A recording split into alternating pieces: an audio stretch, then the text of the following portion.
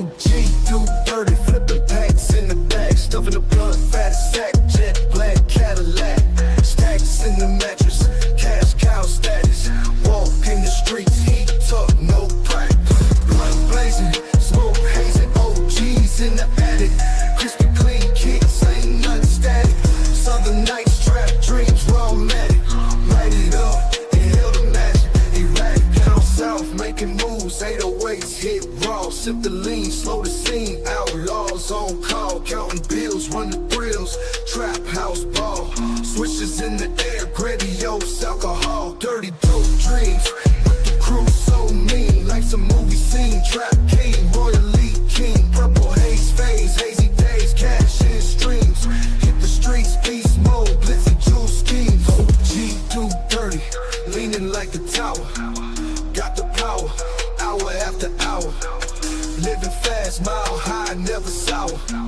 came up from the grid, dirty money flower, blood blazing, smoke hazing, OGs in the attic, crispy clean kicks, ain't nothing static, southern nights, trap dreams, raw matic, light it up, inhale the magic, erratic, OG do dirty, leaning like the tower, got the power, hour after hour, living fast, mile high, never sour, came up from the grid, dirty money flower, blood blazing, smoke hazing, OG. Hey, what's good with everybody, man? Thanks to everybody that's going to be pulling up to the OGDoDirty show, man. We're going to get it in. You see what we're talking about already, man. The social media, good or bad, I just went ahead and threw it straight on up there. We're going to talk about the Shannon Sharp and the Shedeur undrafted. So, you know what I'm saying? Salute to my boy Zuma in the chat already and everybody that's going to be pulling up. Let me get everything set up for them. If some people want to come up and do their thing. I don't know how long we're going to be up here today, but we're going to try to have a little show. I got chilling on the porch later on at 7 o'clock, so we're going to go ahead and get into something way different then. But right now, man, we're going to talk about all this bullshit that's going across this social media, boy. And is this good or bad? I think it's bad. It's definitely not good. You know what I'm saying? It's like Mr. Mackey, you know what I'm talking about? You know what I'm saying? It's bad. Doing drugs and stuff like that is bad. You know, we got to get it together. But yeah, man, we're going to get everything popping today. Let me go ahead and drop this link for those who want to come up. I would not be pulling a Larista solo show. No, we ain't doing all that. Just if you want to join the panel, hit the link. It'll bring you on up here to the tonight. And you can join the show. We go over here and pin everything to this side. Make sure everything is good. All right, it is pinned to the top.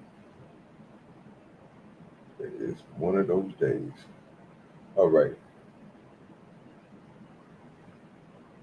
All right, that's pinned. All right. Got everything else. Let me get my, if you want to support the show, support the stream. Make sure you hit the CashApp. It will be floating across the bottom of the screen if I can find it. Bam. CashApp, money sign OGDoDirty. You should see the same picture that's on the thumbnail on there, so you know exactly it's me. So you ain't got to worry about sending nobody else. That's if you want to support the show. You don't have to. The only thing I ask is you come in, hit the like button, make sure you interact in the chat, keep the chat moving. You know what I'm saying? Just say anything, put some signs in there, emojis or something, numbers, anything. I mean, we got to have the engagement up, but I appreciate everybody who came in the other day. We had an excellent show. Y'all showed up and showed out. It got me looking good to reaching my goal. There's a lot of other stuff that's been going on around YouTube. So, you know, congratulations and thank you to all of y'all who show up and show out. You know what I'm saying? Because without y'all, man, I wouldn't be doing as good as I am right now without y'all. So appreciate to everybody who be in the chat that be coming through. Look like we got 2 people in here. Look like it's going to be Zuma and Odds TV. Appreciate you, Zuma and Odds TV. You know what I'm saying? Coming through with the come through, supporting the goddamn show. Now let me get my bearings together. Let me get this weed fired up. And get into this first one that we definitely need to get into. Make sure I get everything I need to have set up for me real quick. I need to cut that, bring that back this way. So I guess we can go straight into the Shedeur Sanders. Was good with you, Lawrence. Undrafted. And there's been a lot of speculations on why he hasn't been undrafted. Even some people is stepping out, giving their own reasons, stuff like that, you know.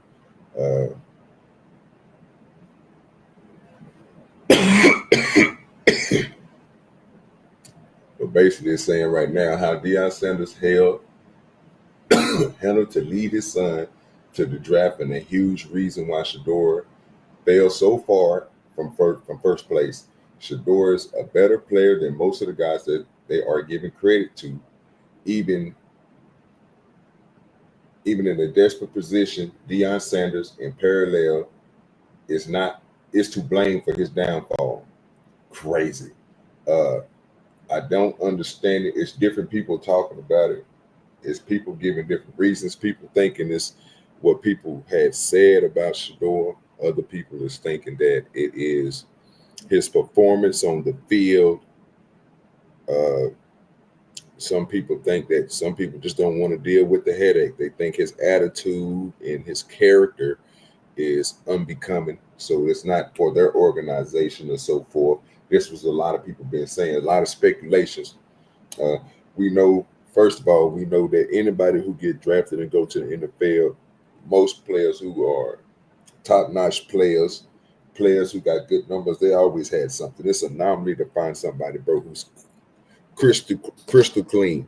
And those that they find that's crystal clean, they really don't strive to be too much of nothing. But they do have good careers, you know what I'm saying, long-lasting careers, you know what I'm saying. They great mentors, great leaderships, you know what I'm saying, stuff like that. But we're talking about people who went through the draft, that went through something. Warren Sapp, you talking about Cam, you talking about what, just naming different people, you know what I'm saying, who should have been prospect to go at a high number, but then went at a low number, you know what I'm saying, 7th round, maybe 3rd or 4th or something like that. It all entails into what the media puts out there, right? And at this time, when all that stuff was happening back in the day, it was all word of mouth, you know what I'm saying? Reporters, journalists, you know what I'm saying? People who can smut your name up. And I was saying this yesterday. I really don't like people who put smut on people's names, especially without just going by what they feel or what their eyes can see from what they think a situation is. And that's the reason why, you know, a journalist is supposed to go back and do certain things, you know what I'm saying? They're supposed to, you know, they're supposed to give the facts, not, you know what I'm saying, just a feeling that they have for a person or feeling about a situation. It should be more entangled into knowing what you're talking about, explaining what you're talking about, improving what you're talking about. I might be wrong on that. It might be different people have a different outlook on it, but that's what I expect from a journalist, to be straight down the middle. If you want to give a story, give the correct story. Don't put words or do things to switch things up to spread a narrative or something like that. It doesn't work out for me too good. That's why I'm always questioning the sites or the sources that we get information from, because everything is not to the up and up. Now, it depends on the person. The person might think that this person is better than the next, or might just think that the credibility of this person is top notch. And when somebody try to say something to them, you know, you get the back and forths, or you get, you know what I'm saying, denial of this person's journalistic skills or this journalistic athletes. So this person is a person who likes this person, not listening to the information the person is giving. You just listen to the person because you like the person. I have a problem with that. Everybody doesn't say everything right. Everybody doesn't have a way of talking that can explain or get you to understand what they mean by what they're saying. But it should be a way for you to process that and understand how to take in information, dissect it, and then come up with your own conclusion. Not listen to somebody else and take what somebody else says And I know this is what we do on the social media line. You have a lot of people that'll tell you something that's just complete up wrong. And no matter what you say about the situation, they don't want to have a conversation with you to figure out or try to mine out why do you think that is right. But they're going to explain to you why you're wrong, and they're going to keep on pushing that down your throat. And then what most people do is they dig holes. So most of the people on the internet, it's like the YouTube talking points. People will say something on here, and you will have one or two people on the panel, and they'll be like, "Oh, okay, yeah, that's right." And then after that, the whole chat is going to go forward with it, without even minding it out, not even thinking for themselves, because they listen to somebody that they revere, listen to somebody that they like. So they're going to take whatever that person's saying, they're going to run with it, which is crazy as shit to me. Sometimes you got to have your own thought in your own mind. You know what I mean? You can't let somebody else speak for you. And when you do that, you go into a box of just a follower, more or less of a leader. But don't go too far into the followers and leader thing. That's not the conversation today. The conversation today is social media. Is it good or bad? So the question I will have for anybody who come up here is social media good or bad? And I would like them to explain why social media is good or bad. We already got a guest in the back. Let me go ahead and bring him up. My fault, brother. I ain't see that. I'm over here just spilling and shit. OGDoDirty, let me hear. That's a whole fact. 10th man, what's good with you, my brother?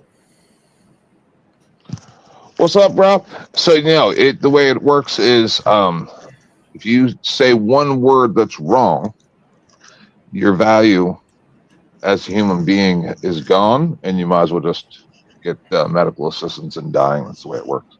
You're not allowed to ever misspeak a word. And social media could be good if people weren't stupid. I agree with that. You know, have you ever heard this dude called Willie D speak? I don't think so. Willie D is a former member and rapper of the group Ghetto Boys. Okay. Bushwick Bill and Scarface. He has a way of speaking. He speaks slow, because I think he speaks slow because of what you just got through saying. You made a very good point. You don't like to mess up words. So yep. That's the reason why you speak the way that you speak. And I appreciate you, because the words, like they say, ain't the saying is words mean something? People say it to me all the time, that I talk slow. It's like, no, I talk slow when I'm here. Because I have to be very careful every word I say, because otherwise 10 years from now, you're going to come back and say, oh, you misspoke. Oh, okay. Something from 10 years ago. And see, you take that as something and we give that credit. That's crazy as shit. But yeah, I don't do that for people. But yeah, because I get so sick of it. I get sick of it. Right? Like last night, I was on Dusty's, and Neve came up, trans person. Oh, Lord. They started explaining to me how I don't know Canadian law, and I told them, yes, I do. And I went and grabbed 2 links from the government of Canada, put them in the backstage. Nobody talked about it. So I just left. Right? Like, I didn't even bother saying, hey, the links are in the back if you want to look at them. Nothing. Because I don't. See, that's the thing. Social media is fine if you're like me and you just don't care. Right? Like, I didn't care if people thought that I was wrong or not. Don't care. Right? But a lot of people care. But I also watch what I say because I don't want to hear it come back. But in all honesty, when I get on a panel and you got 8 or 10 people that go, 10th man, 10th man, 10th man, they're asking me questions and stuff, I just want to leave. I don't want the show to be about me. I hate it. So I usually just. Well, look, you know what? I'm glad you said that, because right now I'm about to make the show about you for a little bit. So just stay with me. This is gonna be good. Hey, I want to say this to you. I appreciate you coming over here. You feel me? I understand. You'll always be the first one on my panel. You know what I'm saying? You come in, you ain't never you don't never jump off. Like this is every time that you come up here, we don't never have no bad interactions. Just me and you up here, brother. It just be conversation. So I salute to you, brother. And you always supporting the page by, you know what I'm saying, putting out to your people, posting. I see this shit. Like I can literally go to your page and go to your post and see that you, hey man, we over here chilling at. But you notice I rarely mention it too, right? I understand. Because I'm not doing it for clout, bro. That's what I'm saying. When I say it's all about the clout, I'm joking. I don't care. Yeah, I like you. That's why I'm here. Appreciate you, dog. Appreciate you. Yeah, man, I don't have no problem with it, bro. I just wanted to let you know that, man. Anytime you come over here, man, you always come over and you always put me a post in there to let people know to come through, trying to share it out for people. And everybody don't do that. Try. You know what I'm saying? So I appreciate you for doing that. Like I said, you always the first one up on the panel. Even when I'm having, you let me get through my little dialogue and what I'm about to say and what the show about, or you'll come in and ask me, hey, but you always here. So I appreciate you, dog. I ain't tripping. You know I was watching since the second you went live. Well, that's another thing. Seems like you the only person know how to fix the notification on the shit. I get everybody's shit, but nobody gets mine. So I don't get it. It's very easy. But it is what it is, man. We in here for another great show. You know what I'm talking about? And most people come to your show or any other show because they want to be on a show, not because they want you to have a good show. I think I had that discussion on Dusty's last night where I explained that most people are just there for themselves. So they can say, oh, did you see me on the show last night? How good I was on that show. But I say, you had a good show last night.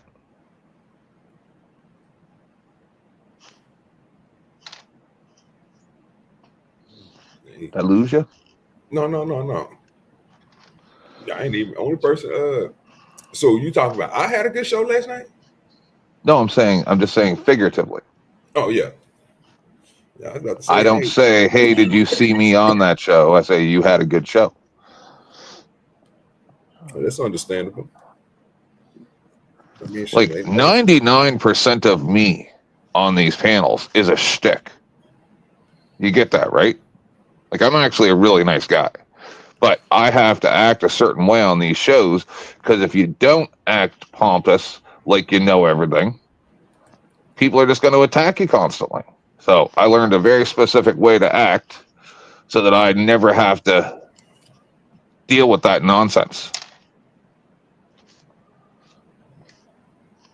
Okay. Like, I don't know if I told you, my former co-host did a Google Earth video of my house with my address and my name, everything about me, playing Middle Eastern music like it's a drone strike on my house. That was one of my friends, supposedly. Right? So, friend, I don't get close. Was it a friend or was it a friend? This was a person that I talked to every single day for nearly 4 years. Knew their family offline, not person to person, but like backstage stream yard, stuff like that, right? Mm-hmm. For years. And then he cheated on his wife, started acting crazy. I told him off. And now we're not friends anymore. Yeah, that happened. But bro. that's like 3 years ago, and he's still going on about it. Yeah. You know that, right? that type of stuff happens, brother. Especially when somebody feel like I said. That's I get you. You gonna have. That's why I don't get close to anybody. Right. You know what I'm saying? Fuck 'em You gonna have an outlook on that, and then the other person who feels that way gonna have their outlook on it. The best thing to do, bro, is just like I said. If y'all two just want to just leave it alone and say y'all not friends anymore, that is what it is. It's up to you two. You know what I'm saying? It ain't up to nobody else. So it is what it is. I had them same situations, brother. But I don't do that type. You know what I'm saying? I'm not whining. I'm just saying. Oh no. You good? I'm just saying. I don't get in people's business, bro. That ain't my thing, bro. I don't care about your business. You shouldn't be caring about mine, brother. Unless I but it's all online. Got some money. Oh, I get it. But unless we doing something, bro, together, that like you said. Yeah, I ain't too much worried about that. You know what I'm saying? I let people do what they do, brother. But that's an interesting thing to know. I mean, I can tell you that much. But is social media good? Yes. I have learned a ton, dude. I came into my own by going on social media because it made me sharp. But most people, it doesn't. It destroys their lives. Like catfishes, right? Like I had to deal with numerous catfishes. I was telling this story the other day about I had two co-hosts, right?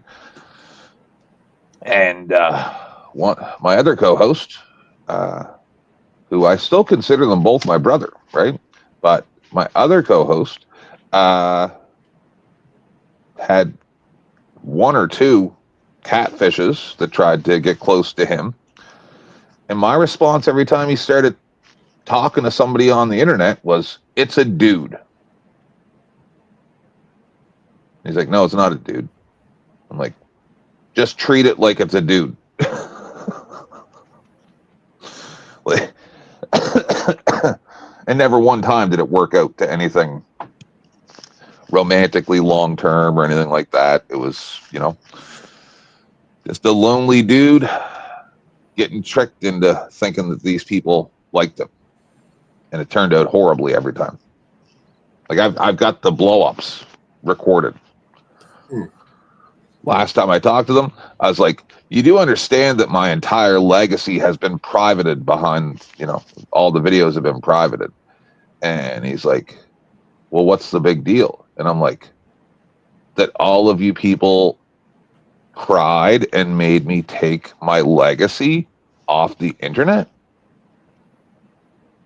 Like it's all just sitting there." And I'm like, I should just put it all up so that people understand the things that I've had to endure and what I've done. And he's like, "Well, let's just make new shows." And I'm like, "All right, I'm down." But he don't come on the show. He don't even respond to my texts. See, so they want me to hold some type of long-term friendship with these people when they don't even talk to me. That's a whole And it's weird. Lawrence. Oh, what's up, Lawrence? That's a whole fact. I catch many a catfish. Just caught 3 the other day. What we mean? Shit. And cooked them and cleaned them that same day. You know what I'm talking about?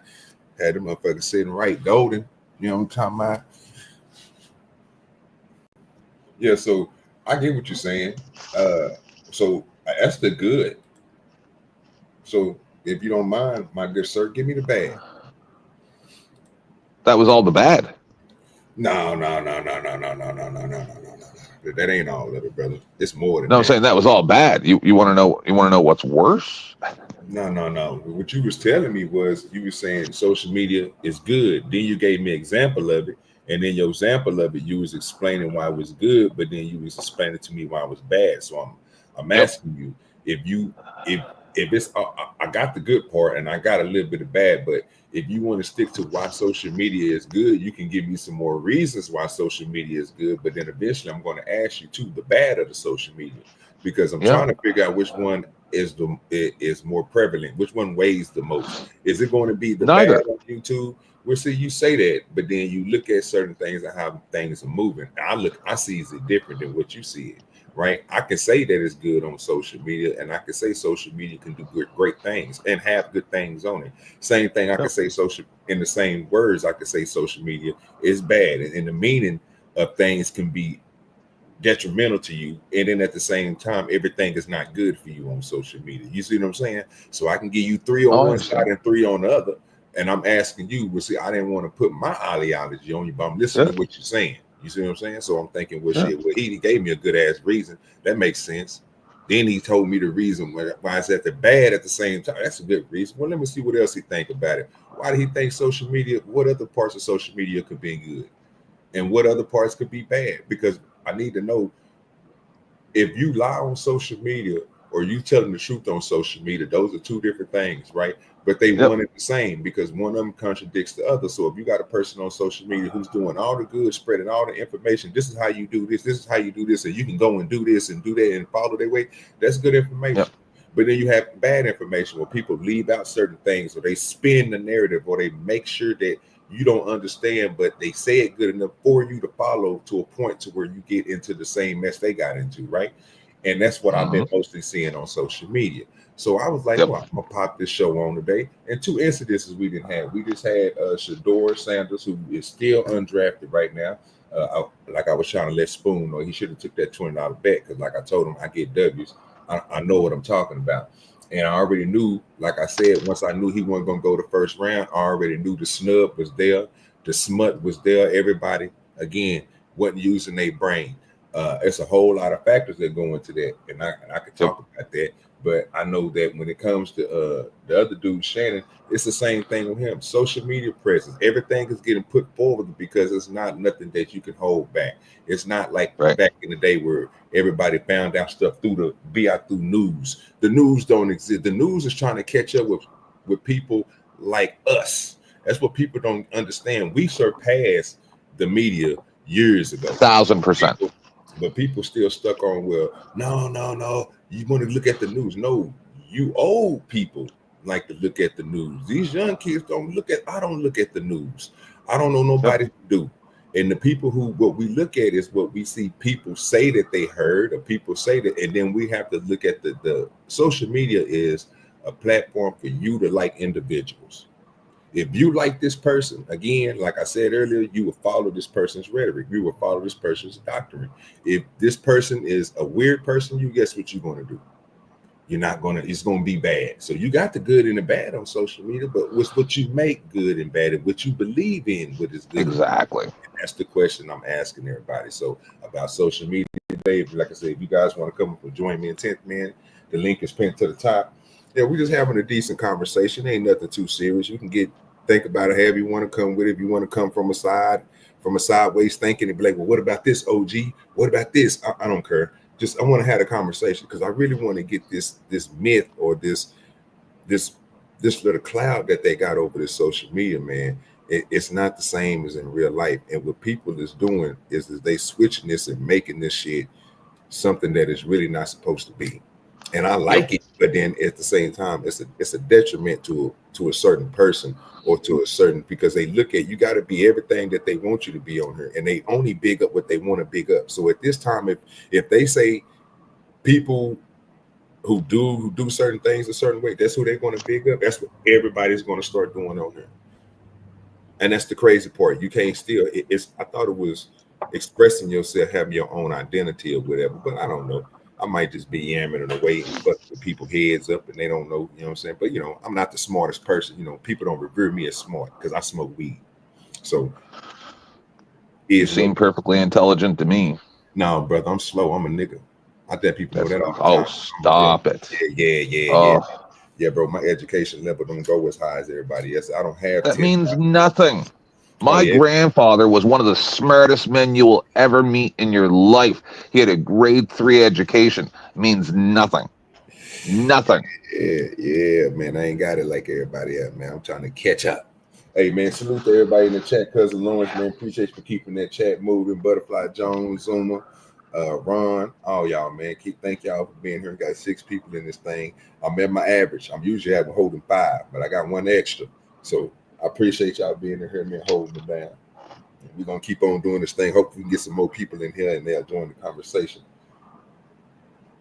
What you thinking, though, Tip, man? Go ahead, bro. Go and get it out. I was talking for a little minute.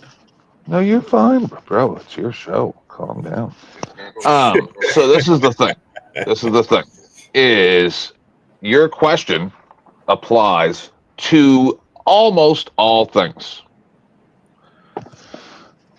And the trap is listening to imbeciles that say guns are bad. Social media is bad. Anybody who says that is stupid. It's how you use that thing. That's what matters. Guns don't kill people. Social media doesn't hurt people. It takes the person to use that tool in a way that hurts somebody to hurt them. That's the beginning and the end of the conversation. There is no good. There is no bad. It's all perception. and that's it. You're saying about the guy. You said there was a guy who didn't get drafted or didn't get picked for a team. Can you explain a bit more about that real quick? Just like he was going to in what? No problem. Sorry, go ahead. So I can give you just a simple breakdown. Yep. He is one of the highest. I ain't gonna say one of the highest, but he was ranked, if I'm correct, like third out of second or third best quarterback in the college football in his division. You know what I'm saying? And even in some other divisions, this is where they had him set at. He is the son of a famous football player who they don't like. You can say that. Okay. And they don't like his persona, character, and so forth. Okay. It seems like he was snubbed because of his father and the way that he, you know what I'm saying, looks at himself or have people look at him. You know what I'm saying? It's a snubby type of way. That's what they say. But I like it. It's confidence, a lot of confidence. But he's supposed to been, they mocked him to get drafted by all the top people who does this for years. You know what I mean? They all said it was thinking he was going to go in the first round. He never got picked in the first round. Didn't get picked in the second or the third. So now they looking at him and saying egregious things. And it seemed like the egregious things that they said before the draft hit is what's making him drop down the levels that he's dropping down to. There were certain people putting articles out these people who are NFL aficionados that go around and look at every player. They can look at different teams, see what they need, and their word is taken for, power and what sport is this again? Sorry. Football. Oh, right. You said that. Sorry. Okay, so football. Yeah. So and go ahead. So you think that it's his persona personally no that has caused this problem for him, or his father's, or both? Neither one. So what do you think is holding them back? You were saying reporters, journalists, and people because they're lying, or just bringing the things that he would prefer weren't. They words are a biblical talk. They words are pressed in stone. If a person who is, I don't know who these people is, but I just seen 3 or 4 of them earlier. I want to pull up the show so y'all can see exactly what I'm talking about, so y'all won't think I'm just up here just spilling. But we got another guest coming to the panel. Give me 1 second. OGDoDirty, let me hear. The whole thing. What's good with your Spoon? What's going on? Yeah, man, up here cutting it up. So I'm explaining the 10th man. So what happened with this everything that we've been seeing here with Shedeur. And I'll let you hop in here in a minute because I know you're gonna have a different spiel for it. But yeah, so the people who have been putting stuff out is like, you know what I'm saying, the people who were running the NFL, like the combine people, the people that go around, just the scouts, you know what I'm saying, certain things like that for different teams and shit. You have a 50-50, right? And then you had probably about, I ain't gonna say 50-50, you had a 40 and a 40 and a 20.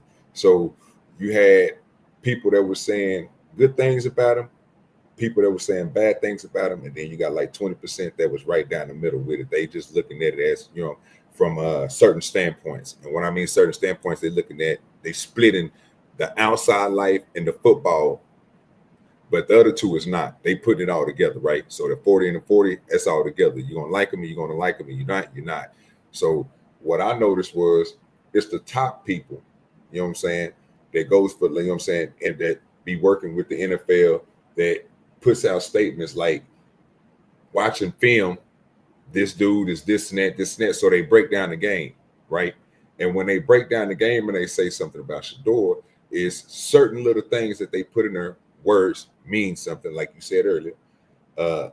It breaks down, but you never see them use the same words for somebody else doing the same goddamn thing, right? Or having somebody like Cam Ward. You would never say Cam Ward is not it's not a launcher. He don't have a rocket. You know what I'm saying? You would never say that, right? Because you just seen this dude do these type of things, right? Throw that bitch from the 20-yard line down there, you know what I'm saying, across the goddamn field. You know what I'm saying? Amazing ass shit. Better than the kickoff type shit. You know what I'm saying? Ball flying like a motherfucker. But at the same time, you can't sit here and say this nigga Shedeur ain't got a cannon when he done the same goddamn thing when they can put 2 plays back to back, what they showed me earlier on Fox Sports and ESPN2, where they put 2 plays back to back, same motherfucking distance, same motherfucking completion, same motherfucking drop pass. It was supposed to be a high blast pass, come right into their hands. Boop. Only thing I had to do is just keep on running. Fast out route, right?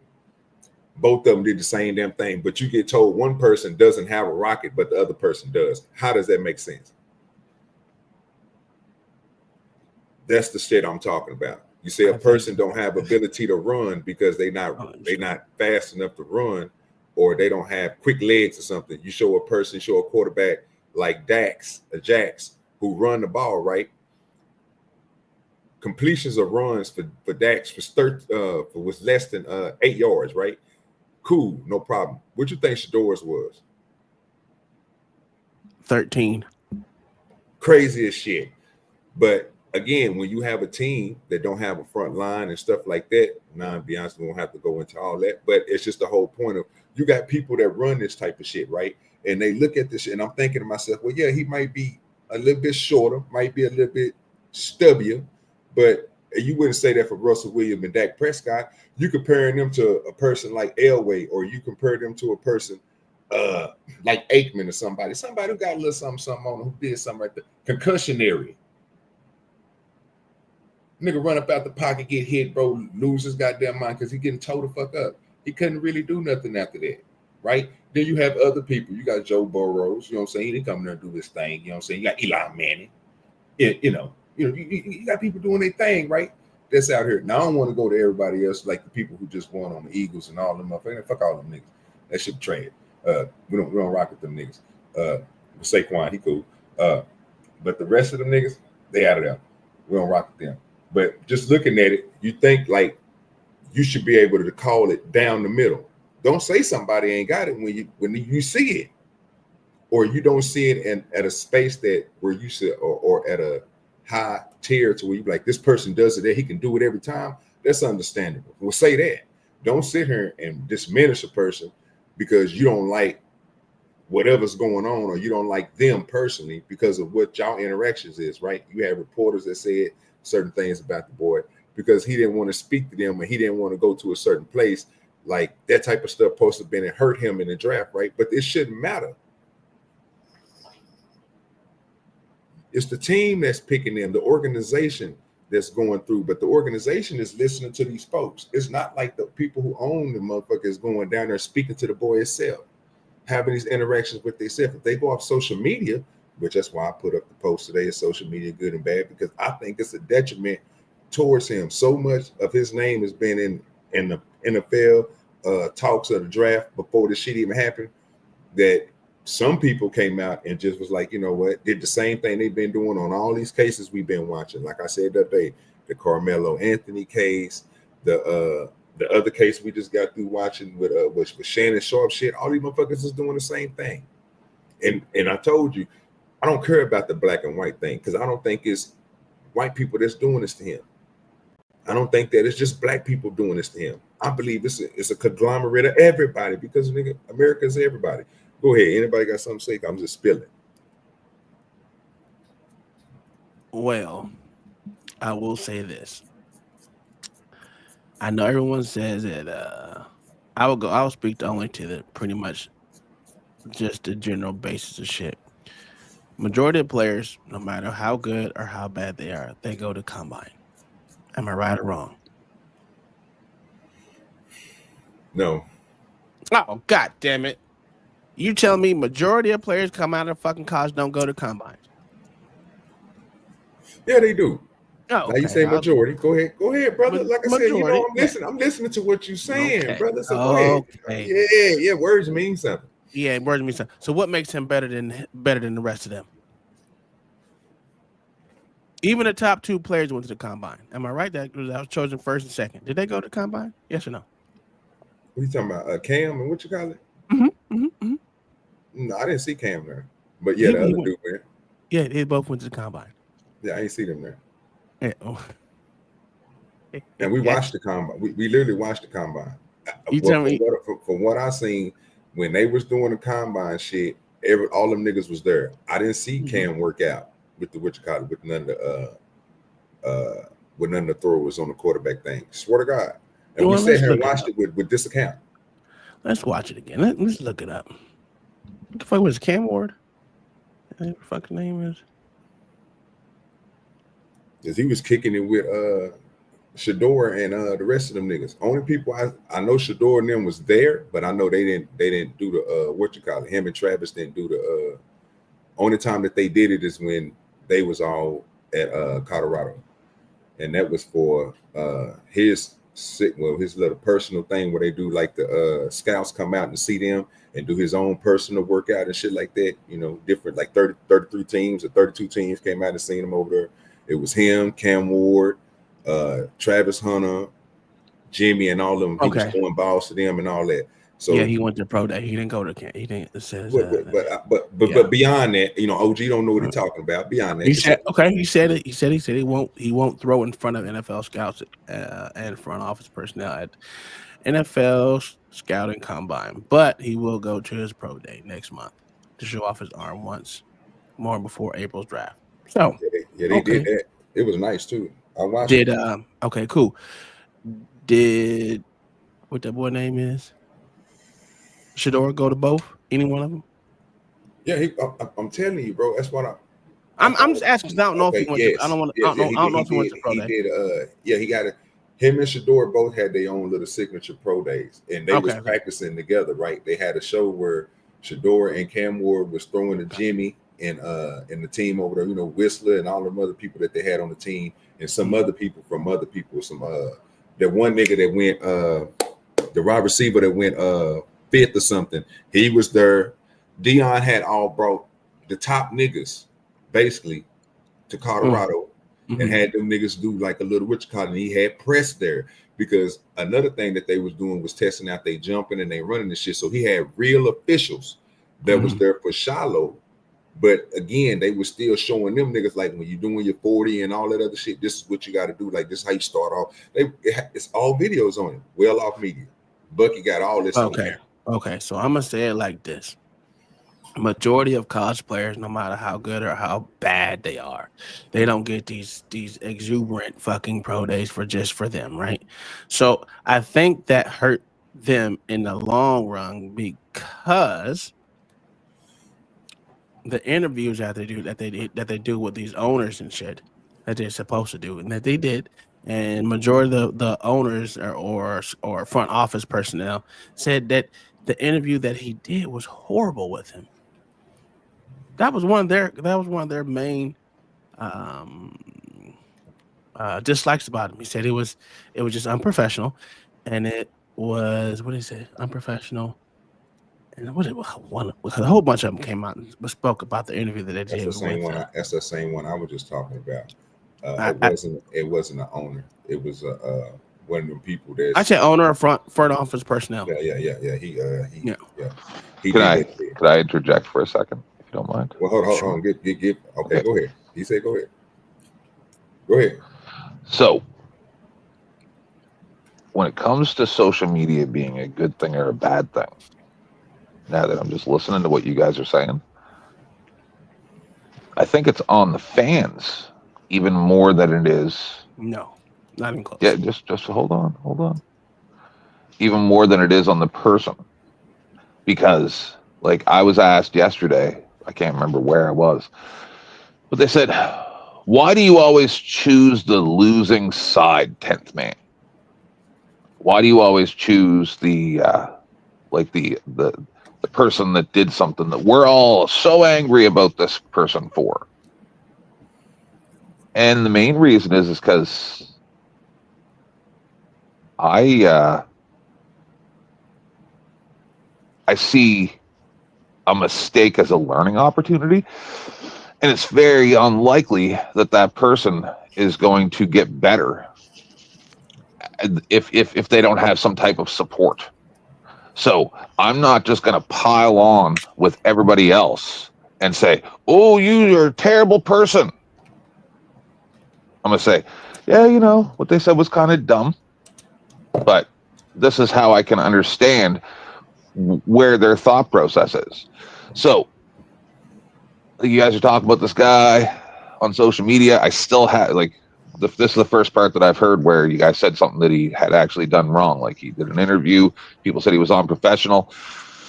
Okay, well, that a lot of that's on the interviewer.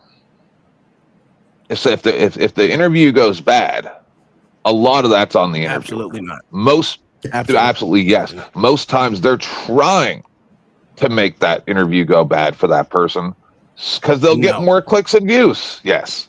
No, they didn't even show the interview like that. What are you talking about? So no, that's not on the interviewer. I don't give a fuck who you are. You're vying for a fucking job, no matter how good you think you are. You're still vying for a fucking job in the NFL. That 99% of motherfuckers that go through these shit never get a fucking job, never get on even on the fucking practice squad. So to say it's on the interviewer is absolutely stupid. That's like saying I'm gonna go to a fucking job interview and be like, I'm better than the fucking owner because I know this and I know that. That is the dumbest thing ever to say. Oh, it's on the interviewer. No, you come in and you and that's the type of confidence. Wait. Sorry. Shut up. You go in there, you go in there, you telling them, you go in there and tell them what you are good at, right? That's cool. There's nothing wrong with having confidence in an interview, in the fucking interview. I have no problem with that. But when you're gonna tell motherfuckers what you is and what you ain't gonna do in the interview process, that is stupid. It's dumb. So are you hiring that person to do a job or to suck your penis? Okay, so you go into the thing that you're never gonna fucking work, right? So, because that's how most motherfuckers don't get jobs, because they act like they either they ain't gonna do something. You ain't gonna tell a motherfucker when you looking for a job what you ain't gonna do. What are you talking about? That's dumb. So you don't want an employee. You just want a yes man. You want someone that's just going to do, Absolutely. even if it's breaking the law. For a job, you're not. Even if it's breaking the law, you expect them to just go with the flow, keep their mouth shut. That sounds dumb. That sounds dumb. Why? Because the first thing what you're gonna do when you motherfucking get on that goddamn field, you let your pads and everything else speak for your talent. Then you can do what you want to. Not off the rip when you're trying to get a fucking job. What are you talking about, 10th man? That goes. Well, that just doesn't even go for just the fucking football. That goes for anything. Okay. Come on, man. That's crazy. Yeah, we're about to go into a place that the show's not about, so I'm not going to take it back. It's all good. Yeah. So I want to mind that. I want to mind that part out because I know exactly what Tom was talking about. I literally watched the video on it. I watched these niggas talk about it, and I watched them say the same thing that Tom said. But one thing that kept on going through my mind, just kept on going through my goddamn mind. Who says that this dude who said all this was the end all be all? Not trying to be funny. No, I'm just asking because the problem I have is we taking what he's saying and what you just regurgitated, and wasn't nothing wrong with it, but it's the same thing I seen other people do. You took what this one dude said, but you ain't gonna take what the other people. Did you hear the good things about what the nigga said? The other people he went and said he literally seen more than just that one person. Right? Absolutely. Okay. Absolutely. Did you hear the other things what they said about it? Yes. Okay. And the one that you pulled out from and why, and this the problem I had with it was that dude didn't say nothing that was honest and true. He said the nigga didn't have a cannon. Said the nigga couldn't run. This is everything that he said in his statement, including that his interview was terrible. But he wasn't the only person that said this, though. Okay, and I understand now, and we can go through each one of them if we can find each one of those articles and put them up here because it's going to be again the same amount of the other people saying the same thing, and I'm down the middle with it. So I'm looking at it like, okay, these are the things that y'all saying that he don't do. These are the things that you're saying that's diminishing him, right? But at the same time, is there any other time that I can go look at? Because what y'all saying is a fallacy, bro. It is a potato salad, nigga, with raisins in it. I don't believe it because I know you don't believe it. Some of these things they say about people, bro, we got to take in the question. Like you sit here and say his character outside of football. What's wrong with his character outside of football? I would never say that because I don't pay attention to Shedeur Sanders like that. I'm not gonna say that. I'm not even gonna say anything because I don't even like. So here's the thing. I just don't like his daddy. I don't give a fuck about Shedeur. Right? But see, that's what I'm saying, though, bro. But No. Hold on. it. Let me be real. Let me be real. I don't know. I'm not gonna say anything negative about his outside personality because I don't know. I don't pay attention to him. I've always and only said I do not like Dion from personal experience. I don't like him. I don't care about his kids. I think his kids should get a job in the NFL. I just don't think he should go in the first or second round. I think third, fourth, fifth, sixth, maybe eighth. I don't know. Listen, this is why I saved you the other day because I told you he wasn't going to go in the third round. I would have had $20 from you, brother. But I'm just letting you know this is how the basketball game is going to go. I got this. I didn't even know that. So I literally thought he was going to go second or third round. That's what I thought from the jump. Just talking about all the quarterbacks that are in the actual draft, right? I didn't think that I'm not gonna say he wasn't on the same caliber. I'm not gonna say that at all. I just didn't think that he was better than him personally. That was just me. That's crazy. But we can go. I mean, his stats were amazing, but he also didn't play the same people. What you mean play? And that's the whole thing. So he didn't play the same caliber people. Come on now, don't go there. Don't act like he played the same caliber. You need to stop, bro. Okay. You need to stop. So again, and this is and you know, and look, I got another person coming up here right now. Let me go ahead and welcome him to the stream. Yeah, you tripping now. OGDoDirty, let me hear. That's a whole fact. You don't lie. Yeah. Now, what I'm gonna say is this: I can give you that, right? Mm-hmm. You could say because it's a difference between a school with a whole lot of money and a school with no money. Mm-hmm. My good sir, right? Mm-hmm. And you basically telling me that no matter, yeah. And basically what he's telling me is if you got all the money, right, and you can get the best of the best, you should have the best of the best. And I'm cool with that rhetoric, right? But what I'm not. How many years has he been in college? Wait a minute. But what I'm not going to agree with is that a D4, a D2, or anything not high class that's right up under that 5. Wait a minute. D2 ain't high class? Listen to me, bro. This is what they believe because the schools don't have the bread. They not super, you know what I'm saying, athlete up there with the elite people, right? These niggas supposed to get the best players and shit, but you got a nigga like Travis Hunter who got a fucking Heisman.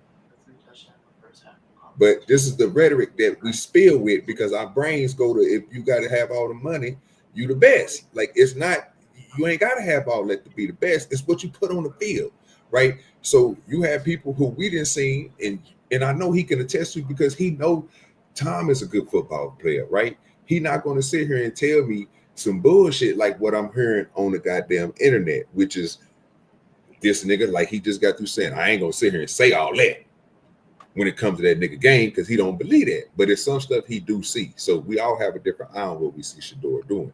But what I'm saying, I think he takes too many sacks.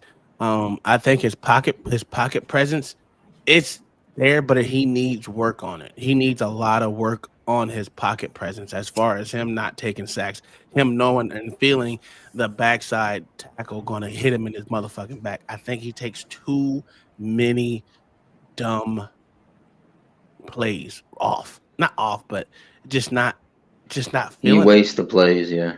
Yeah, so that's the only thing I think about him. But is that curable? Absolutely. Brett Favre was to me had the worst pocket presence of any quarterback that I've ever seen in my fucking life. Dan Marino, kind of the same way as Brett Favre. Am I saying he's on their caliber as not understanding their pocket is collapsing? Yes, I do. I do think he's on par with them right now. But all that can be taught with the right quarterback coach. There's nothing wrong with that. And he's supposed to be there for that. But the only reason why I said he didn't play the same type of people, because I think he went to school. He was in college for 4 years, right? 4 years. Yeah. Two of those years was where? Colorado. No, that's Jackson State, bro. That's what the Jackson whole State, point. come on, Yeah, now. well, 2 years Colorado, 2 years Jackson State. Yeah, absolutely. So Please to don't say that they, please don't make it seem like, bro, them niggas over there in Jackson State down there in come Florida. on, they ain't come playing on, bro. nobody, dog. Oh my god. Who they play that was who they play that was decent, dog? Come on, dog. At Jackson State. Come on, dog. Come on, man. The same, okay. I'm asking. Oh, I'm Lord. asking. I'm asking, man. This the type of shit I be. This the type of shit I I be know you be talking hating. about, You bro. be Nah, hating. bro. You be hating. Come on. You ain't gonna let me say nothing, bro. You about to keep on doing that same crazy shit, bro. I just I'm need gonna shut you up. to I'm a mute. let, bro, because it's the same thing that just happened Because to you a few minutes ago, about to happen OG, to he you up. again, sir. I'm not about to lie to you, bro. Tom, go look at the first round draft picks and tell me which one of them motherfuckers came from a team that went against Jackson State, nigga. It's a raw receiver. I just sat there and told you that, bro. And you're not listening. I put all that into it, bro. The nigga didn't come from a high class ass team. He came from a bullshit ass team, bro. And they still drafted nigga because he was cold at wide receiver. Them niggas went against Jackson State. And corner. What we doing, Harold? Okay, can I speak now, good sir? Go ahead, uppity niglet. Yeah, that's it. I forgot my I name just was told you Uppity. this, bro. I literally just told you this. Son. I I'm ain't not- gonna say that, bro. So hold on again. I'm not gonna say that upper class got. Well, let's go with this. The PWIs do not play shitty ass, sorry ass black schools. I'm not gonna say they don't, but they do that so they can run up the fucking score. We moved the goalposts. Oh, come on. So I'm not. Are you talking about tune-up games, Uncle Tom? Yes, absolutely. Even if it is a tune-up game, right? They playing a tune-up game. These niggas score. Let's just say this. These niggas score 36-6, right? But the nigga that got drafted before everybody on that team that did a tune-up on that team that had that 34, that 56, or that high-ass number, none of them bitch-ass niggas got drafted. But the nigga that was on the opposite team who got his ass smoked on that side-ass team, because Tom said it's a small school, his ass got drafted in the first. Make that make sense, my nigga. Listen, no one's saying that the motherfucker. There's not people on goddamn nigga schools that don't have talent. First off, I'm not gonna ever say that because we already know all niggas got talent, and there's a lot of motherfucking talent that ain't being seen or utilized. I ain't gonna never say that stupid shit. That's just dumb. But I'm not saying Shedeur. I'm not saying Shedeur shouldn't have a fucking job in the NFL. I'm not gonna say that because like I said, I thought he was gonna go in the actually, I really thought he was gonna go in the second or third round. That's what I thought. But okay, so I'm good with that part. I have no problem with you saying that. I just wanted to let you know that I was gonna win $20 from you because I told you he wasn't going in the third. Because I already know if he wasn't gonna go in the first, that they was gonna snub this nigga all the way down. He probably ain't gonna go nothing about like the seventh or something like that. Like I say, each NFL team has about 3 quarterbacks. God damn it! So they can get rid of somebody who been there for about the old veteran or something that they got coming in, and they can probably be his last string, get rid of it, and go and bring Shedeur. He gonna be down there. You know what I'm saying? It's no problem with that. I just knew when I seen all these reports coming out saying that bullshit, like the interview was trash. He didn't do this right here. He didn't all this other stuff. But when I go look at the other views from the teams who like, you know what, he's a good player. The interview was very, you know what I'm saying? He spoke nice. We like his gameplay. He need to work on this and that. That's all what we up here saying. But when we heard the negative, we went with what the negative said, right? This nigga whoever this person was who put this out, and them other people who said similar things to it, saying the same thing, which we don't see. Ain't seen it for 4 years. Nigga can't run. Ain't seen it for 4 years. We talk about pocket presence, right? You talk about somebody sitting in the pocket with no Jackson State. Let's don't even go to Colorado because there was a whole different transformation thanks to Warren Sapp and all the rest of them in the second year, not the first year. But the first 3 years of his college career, the nigga was in the pocket getting towed the fuck up. Now you say, throw the ball out. Cool. No problem with that. That's not going to change the game of football unless this nigga is fumbling the ball, unless he's getting injured. The nigga played all goddamn games. So he can take a hit. He's strong-minded. He's for the motherfucking me team. Like, bro, he's doing stuff out there, bro. There's, again, some people cowardly do throw the ball out all the goddamn time. Get afraid of not knowing forgetting what wide receivers they got out there, what the game plan is, because they keep on throwing the ball out because they're scared to get hit. Then you get other people talking about, again, the pocket prayer. You want to talk about the way he sat in the pocket and takes those sacks. Well, think about the people who they saying ain't sitting in the pocket and taking those sacks. What do they have? Time in the pocket. And what do they do with their time in the pocket? Nothing. Still throw that bitch out of bounds and don't even have the best accuracy as him. That don't make sense. I know this person sits in the pocket. If he had a better line, if I had a team that can be like, you know what? I have a trash ass quarterback, but I have a good offensive line that can take him in here. Now I know he's accurate as shit. So if I can get a line that can at least have him sit back in the pocket, we don't have to get rid of the ball so fast. We might have a chance because at least I know the ball is going to get to where it's going to get to. But nobody thinks of that. What they think of is, oh, he getting sacked in the. Okay, well, look at everything else around the team. A quarterback is not the only person that makes a team. You got to have a good fullback, running back, a whole line, wide receivers, tight end. You got to have everything. You say what? Traditional fullback is dead. Well, okay. I mean, it is. Okay, cool. Not gonna argue with that. That's not gonna you said that like I wasn't even trying to go there. Like I already know that came. I'm sorry. I was just saying, like I was saying, he can't do it by himself. You know what I mean? He gotta have. He gotta be a whole conglomerate of everybody putting the effort into. I got him going the 5th round. So OG, I'm gonna be honest with you. I'm not saying this because he takes sacks or whatever else or whatever. And the reason I'm saying, okay, you can look at throwing the ball away in 2 different ways. It's a smart play where you don't lose any fucking yardage at all. You're just throwing it away. Correct. You can look at it as he's being a pussy. He don't want to make no plays. But I know Shedeur extends plays with his legs. I'm not saying he doesn't. I'm not saying he doesn't. But in a time where you don't need to take sacks or you don't need to motherfucking do that, throw the ball out the fucking. Like I said, it can be taught to use your fucking brain in the meantime. I'm not saying anything's bad. To say that no player has any criticism that he needs to work on, they're just saying he's the perfect player, and he's not. No one else is. I don't even think motherfucking sorry ass goddamn Travis Hunters. Listen, I think these owners and coaches or whatever you want to call it saved this motherfucker from the truth, right?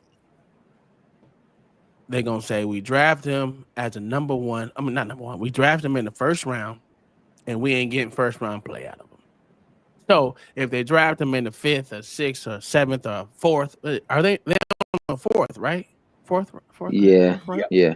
So if they draft him, say they draft him in the 4th or 5th round, and they get in there and he does the same thing that Brady did, and Brady was drafted in the 6th round. Yeah. They saved him. They given him time to mature in his gameplay. Learn from other motherfucking quarterbacks. Man, fuck all you hoes. Fuck you and your mammy and your granny too. And fuck all you hoes. Hey, bro, you down there for 20? Sorry about that time. No, you good. That money came through. But yeah, that's I ain't mad. It is what it is. Like I said, there's nothing wrong with learning.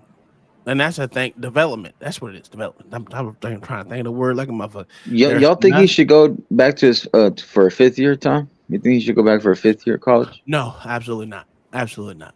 I would never go back. Fuck that. I think they already got the young buck. Ain't no reason for him to even try to come back. Yeah. I think all he's doing right now should go in there and look for development. That's it. I think he needs a break from his daddy. I'll give him that. I'll say that's because that's what's putting a bad taste on him right now. It's not just him, it's his daddy. And they know what comes with him and his daddy. What comes with, okay, so now we're gonna have to mind that part out. God damn. They don't, because a lot of people don't like that daddy. Dog. It doesn't matter if they don't like that nigga daddy. What that nigga daddy would do, my nigga, he can't do nothing. Oh, I know that. I'm not saying I that. don't, I don't think it's the daddy thing though. I think maybe they think that the kid ain't. Well, I don't want to say the kid, the young man at Shedeur. They might think that because his daddy's not there, he's not gonna be able to be a coachable. I think that's the presumption, the assumption in it. Nope, I don't believe that at all. Wait a minute. Okay, wait. Why would they think that when literally, nigga, if you watch, nigga, the Jackson State games and you watch Because I watch football too, nigga. Well, if you watch football, nigga, who coaches out here coaching the fucking quarterbacks, nigga? That's dumb, The bro. quarterback coaches. God damn. This the shit. Yeah, what we doing, Archie? What we doing? What we doing? Everybody know everything about football, my nigga, fool. But when it comes to certain things, motherfuckers are stupid. Like, I don't get this part, nigga. Why the fuck do you think a head coach is there, my nigga? What the fucking job of a head coach is? I really want people to think about this. Why do people think this is? Why do y'all think? Look, let me say this real job quick. of the head coach. Okay. Go ahead, sir. Go ahead. Go ahead. Say what you're gonna say. I was just gonna say the job of a head coach is to put coaches in the right position. Okay. It ain't necessarily. It's not necessarily to actual coach the kids. His job is to coach the game and to coach the coaches. Actually, if you want to have them on the same page as what he's thinking of what they should be doing. That's why they have.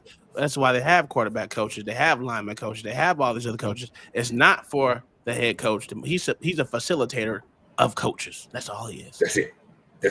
So wait a minute. I thought when I was around the coaches, they were strategizing formations and plays and all that too, though, weren't they?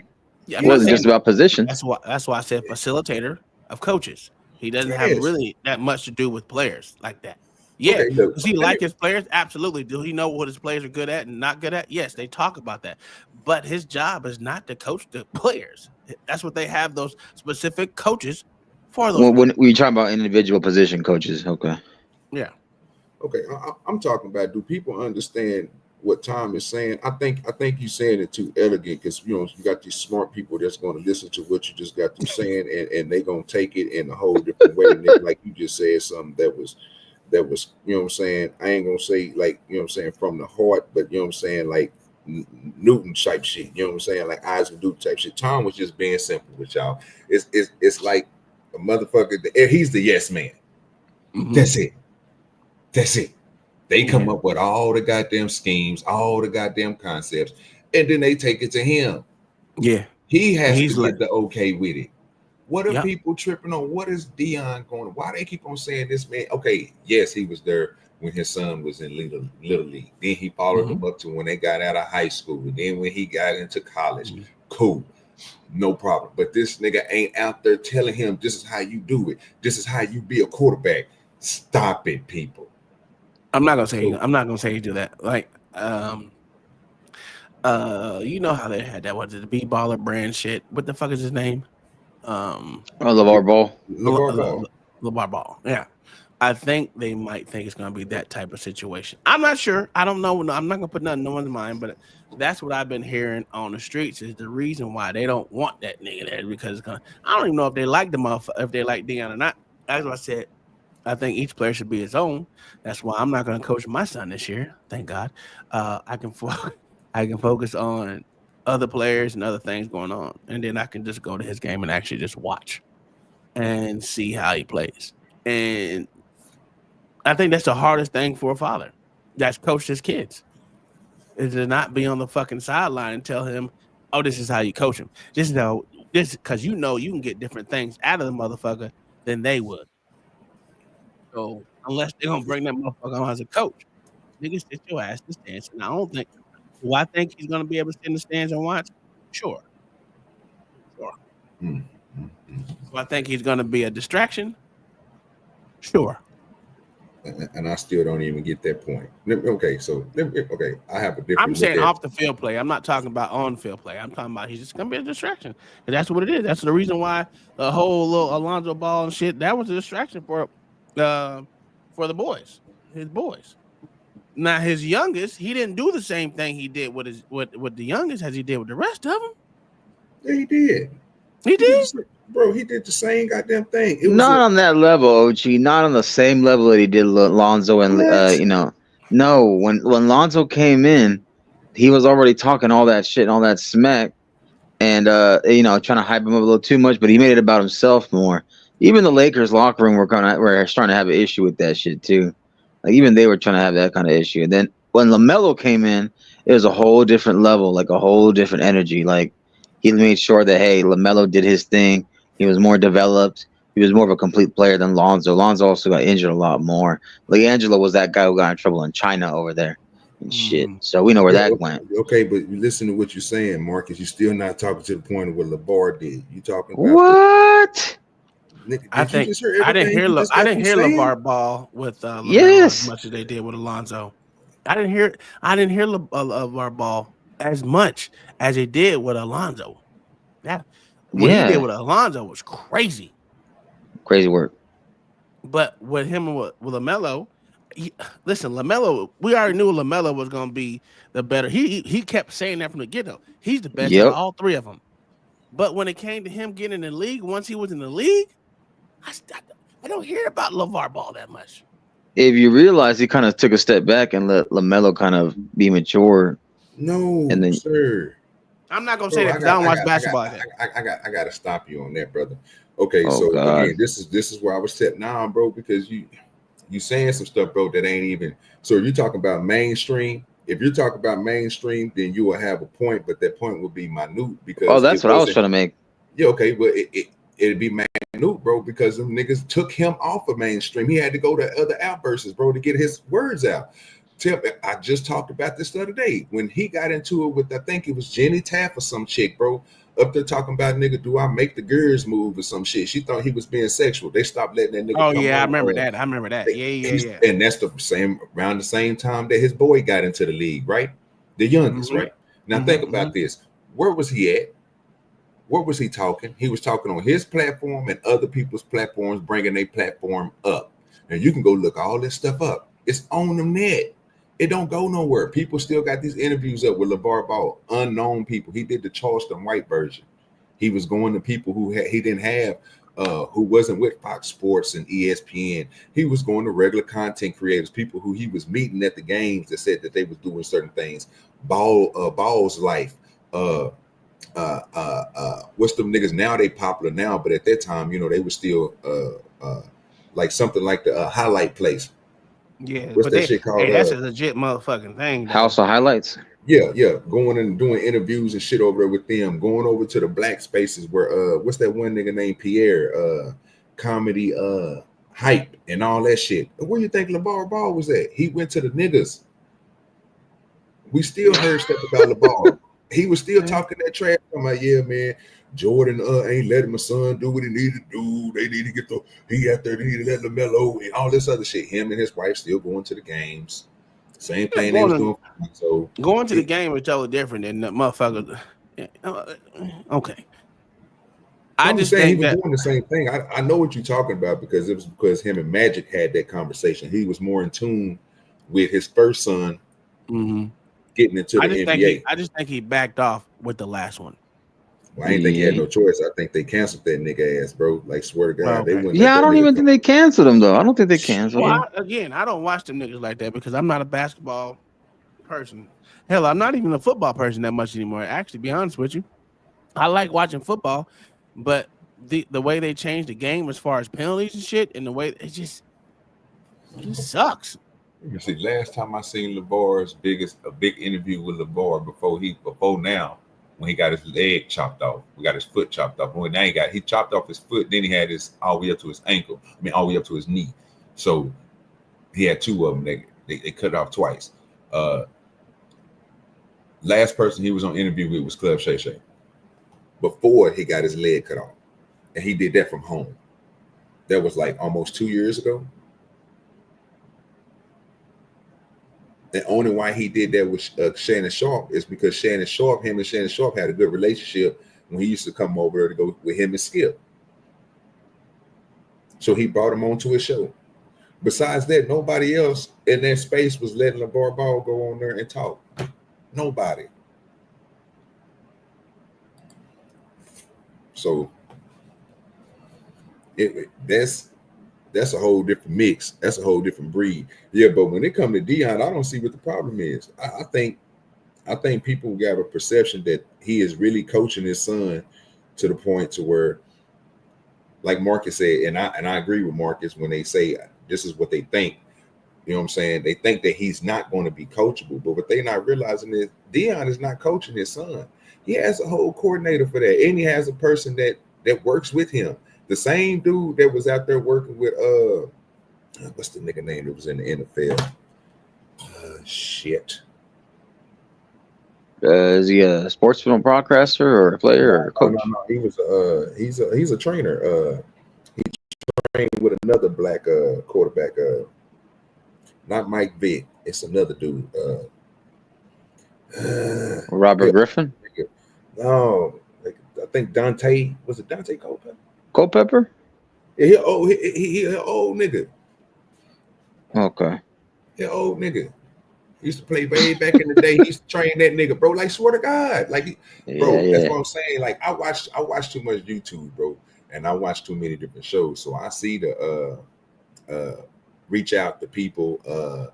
Uncle Nilly with the pregame and Well Off Media with Bucky.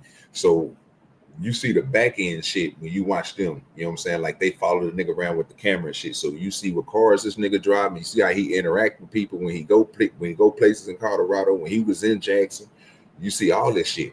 So when I see shit like that, I be like, okay, well, this is on a whole different level. This is not the same thing that they saying that they seeing. Just like I don't see what they don't see on film. Like I said, yeah, he might sit down in the hole a little bit and do something, you know what I'm saying? Little nefarious things, lose a couple yardage. But again, is them first downs, bro? Do you want to count them when that nigga run and go get them bitches? Or how many motherfucking touchdown he got by running in from Jackson State? But they say he don't got no legs. You see what I'm saying? Now, outside, you can say what you want to say outside because that's whatever you perceive on his lifestyle outside and how he is, his character. But on the football field, we literally seen that. I seen the motherfucking meeting when they got murdered every goddamn game at Jackson State. You know what I'm saying? Before they start really doing something good. Same thing with Colorado. When they got to Colorado, they won them first 4 games. We seen them niggas get murdered after that. They won 4 games like the first year, didn't they? In Colorado. And then after that, they lost the rest of them. Second year, they did way better. Yeah, I think. I thought Colorado they won like 5 or 6 games in the first year. I thought it was like 4. I know they won 4 in a row at first, and then so they went against Utah. Utah burnt their ass because I lost money to Tom. Every time I lost money to Tom, I was pissed off. But I looked at those games like, damn, this nigga played good as shit. The last year they won we only lost like 2 or 3 games, right? Yeah. Oh yeah. But they almost made it to the what you call it. They had a Rose Bowl game and all that shit. Yeah. Mm-hmm. So that's a major improvement from where the organization was like 3-4 years ago. Good with you, Mayo. Yeah, but that's just the way I was just looking at it. Like I seen them play, bro, and I went back and like I said, I went and looked at these other quarterbacks. 5 quarterbacks been drafted so far, and I went back and I looked at the 5 quarterbacks. I could say Cam Ward is probably the best one at all of them. I can give Cam that. Cam was he was on their ass. Very good quarterback. After He's that, a Heisman finalist. I'm saying Shedeur at least nigga 2, bro. 2 or 3. You got to put him there. You got to. But you know, everybody. I always agree. Like he was always going to be like a top 3 quarterback in this draft. And I thought it was gonna be like the 3rd best quarterback, but they got other things in their mind. They're probably trying to push him in the back end. It's all this bullshit rhetoric, Marcus, that they spilling on the internet. That's why I asked. As a matter of fact, I didn't even ask you this, sir. Is the internet good or bad? It's a double-edged sword. I can't say it's good or bad. It has its pros. It has its pros and cons. Like they had a video on the internet where they were showing Cam Ward and Shedeur doing the similar drills, and like they're competing with each other. And Shedeur's like slightly behind him a little bit, but you can make that up with time and just more practice. Cam Ward was just overall, I think, just a step up or 2. And like you said, Cam Ward had more experience at the U.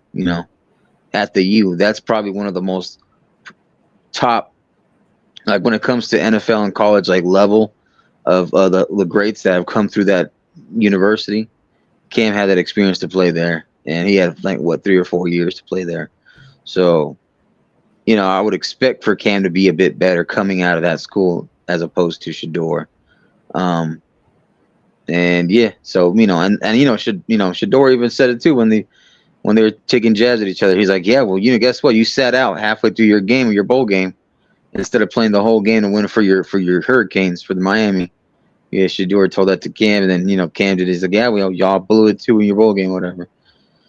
But you know, perception is a thing. I think people need to take a step back. That's why I've been watching football for so long, I played it when I was younger. So I take a step back. School of Hard Knocks, all the old school like footage, like the training videos, like, you know what I'm saying? Oh, I understand. Shit, it's the same way with me, Marcus. I played for so many goddamn years, bro. It's kind of hard not to look at it. You know what I'm saying? I played basketball more, but I played football just as well. You know what I'm saying? I always needed something to do, keep my head, you know what I'm saying, and keep me, you know what I'm saying, doing dumb shit. So I was always in doing some type of sports, some type of traveling or something. So we was always busy. So football is a good thing, you know what I'm saying? I mean, I like it, but yeah, so I was looking at different things, like I say, and I'm still trying to get that.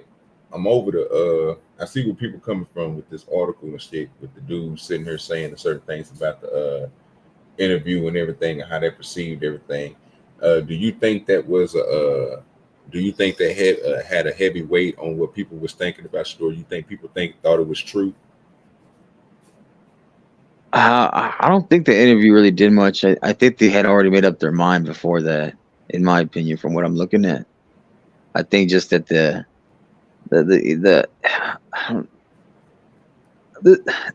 all right, so a lot of times when I see this interview set up for like the college kids coming from out of school, yeah, I get it. Like they have a backstory, they ask them questions, whatever. But what much more can you expect from a kid coming out of a 4-year university? You know, like that's just my thing.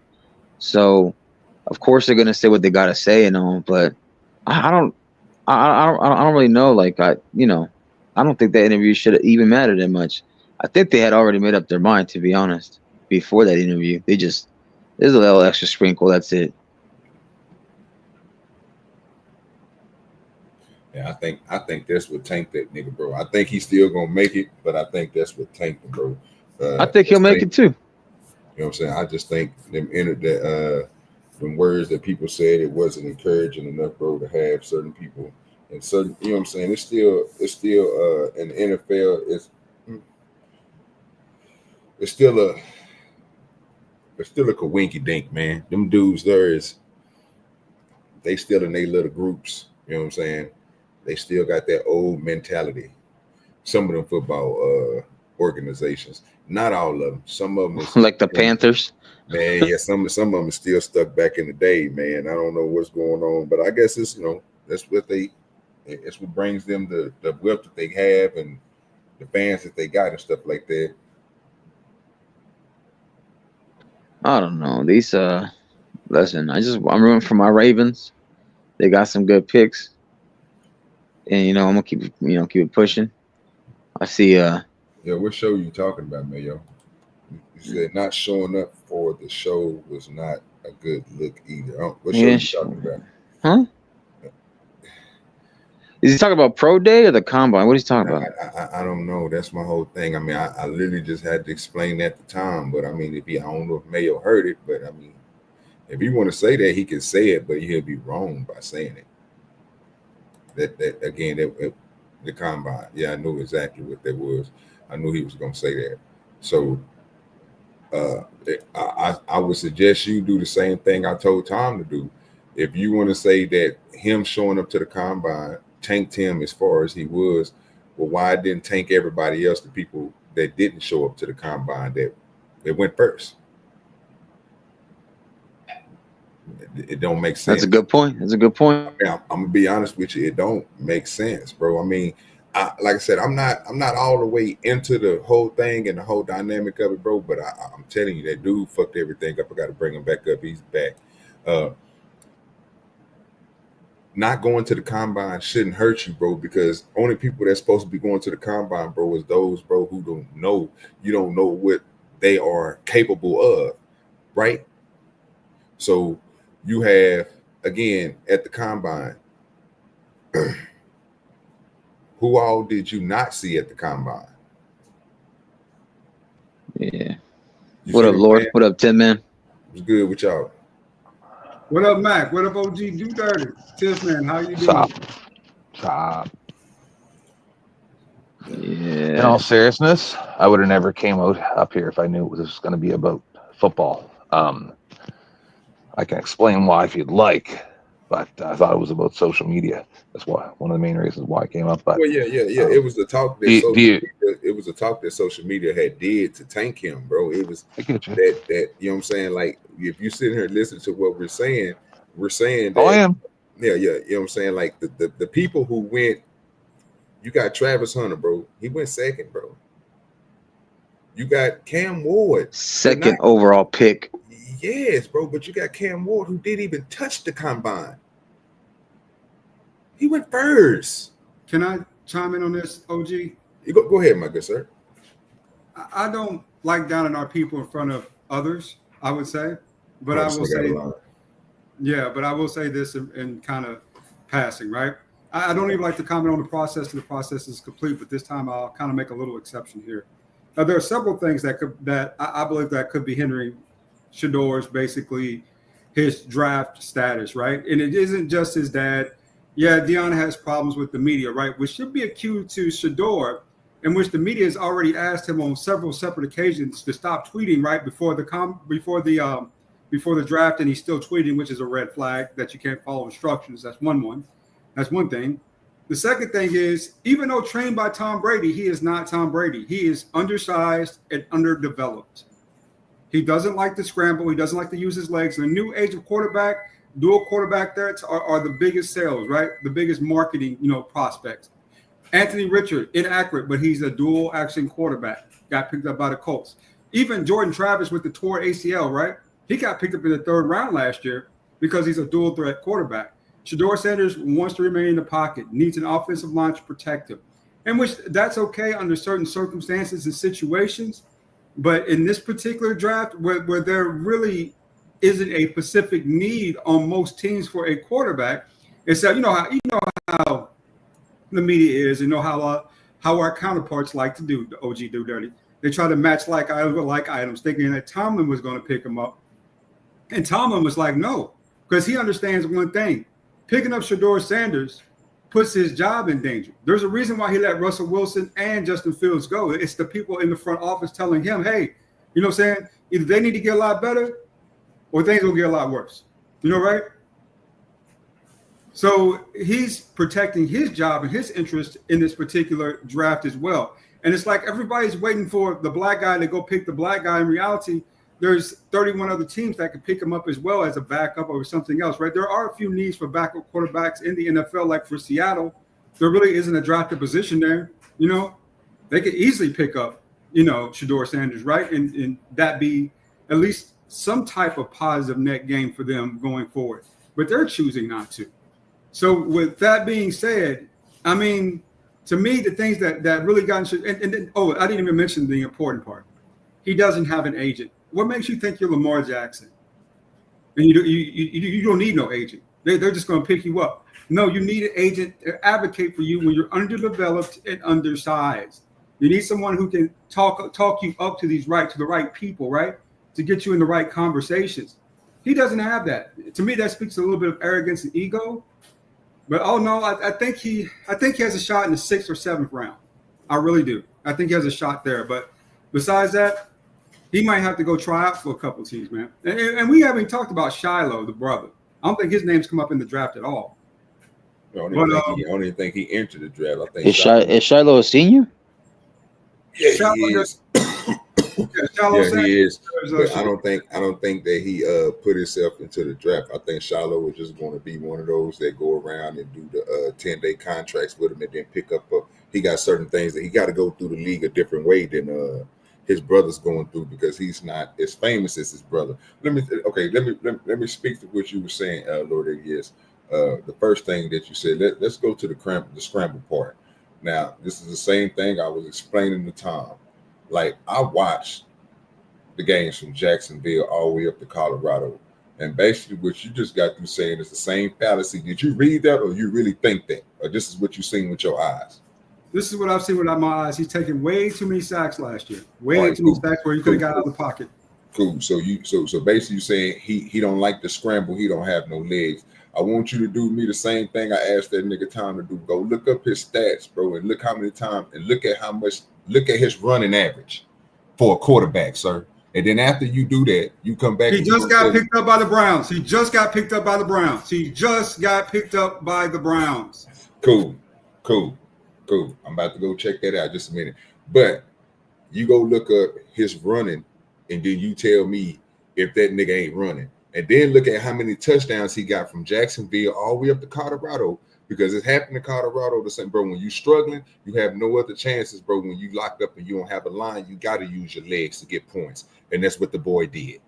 Like, listen to what I'm telling y'all. Like, most of the stuff that you hear people saying on the internet, the social media is a fucked up place to listen to stuff at, because people don't, they can look with their eyes and then perceive something else and spread a narrative like this nigga don't run. I'm not saying that you doing that, Lord ADS, but when I read that article and I seen that dude say he don't scramble, you know what I'm saying? He didn't even talk about the pocket. He just said he wasn't bursting the pocket. Like, nigga, like that nigga don't have no vision. He don't have no accuracy, no nothing. Everything that we did see, he said that we didn't see.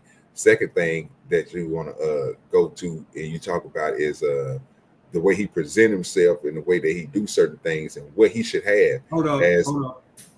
Take that back, DoDirty. They haven't chosen anybody yet. They just showed him in the Browns jersey. Okay, cool. So even when you talk about him not having an agent and speaking for himself and doing all this other stuff, well, that's a whole plan of him doing his own NIL deals, making sure that he is a self-made man, showing them, bro, that it don't have to be the traditional way. He looking at everything else. He's want to play football. So if you want to say that hindered him because he don't have representation on that level when he's already representing something, he's representing himself.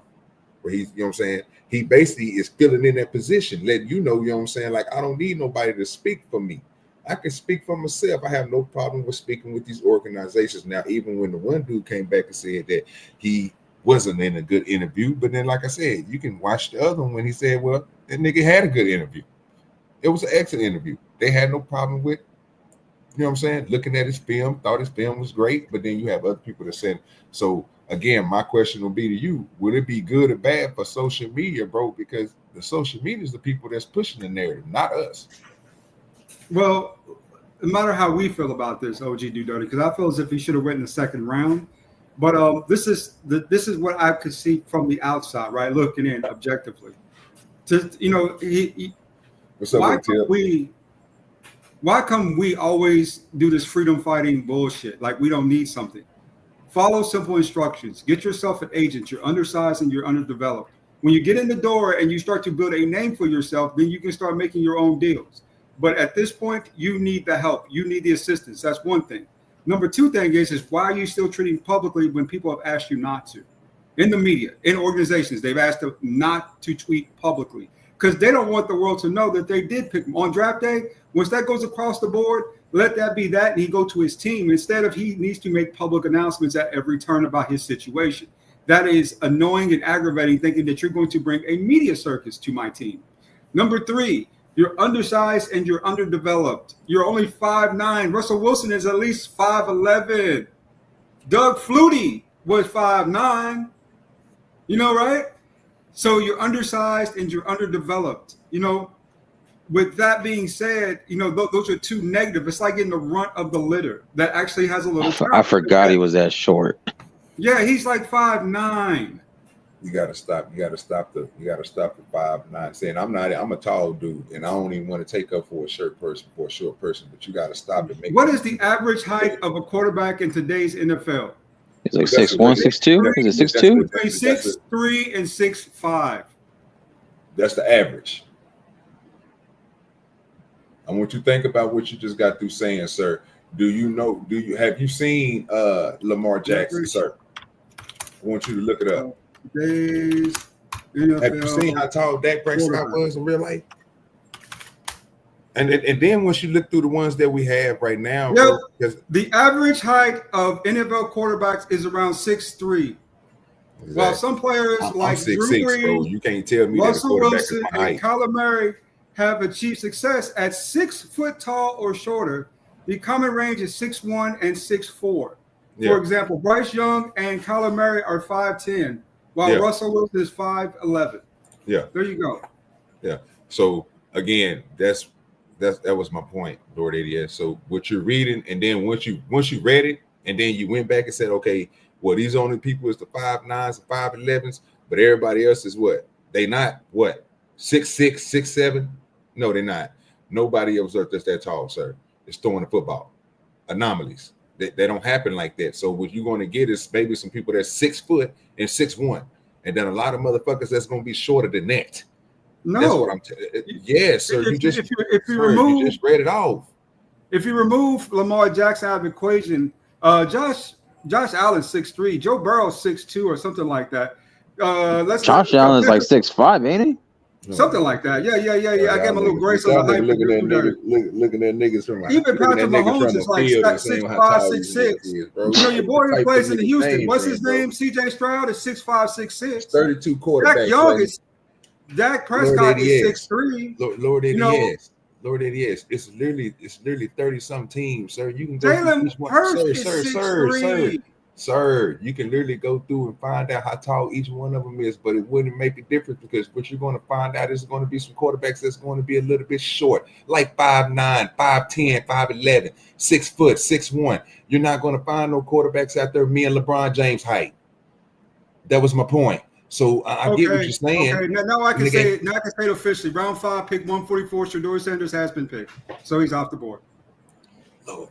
But my whole thing is, even if he's short like that, I want to know what is his. You said something else. You said something about his.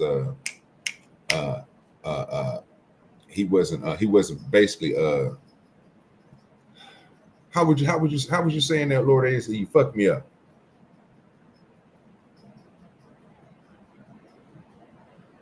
This nigga can't hear me. OGDoDirty. OGDoDirty. What was you saying?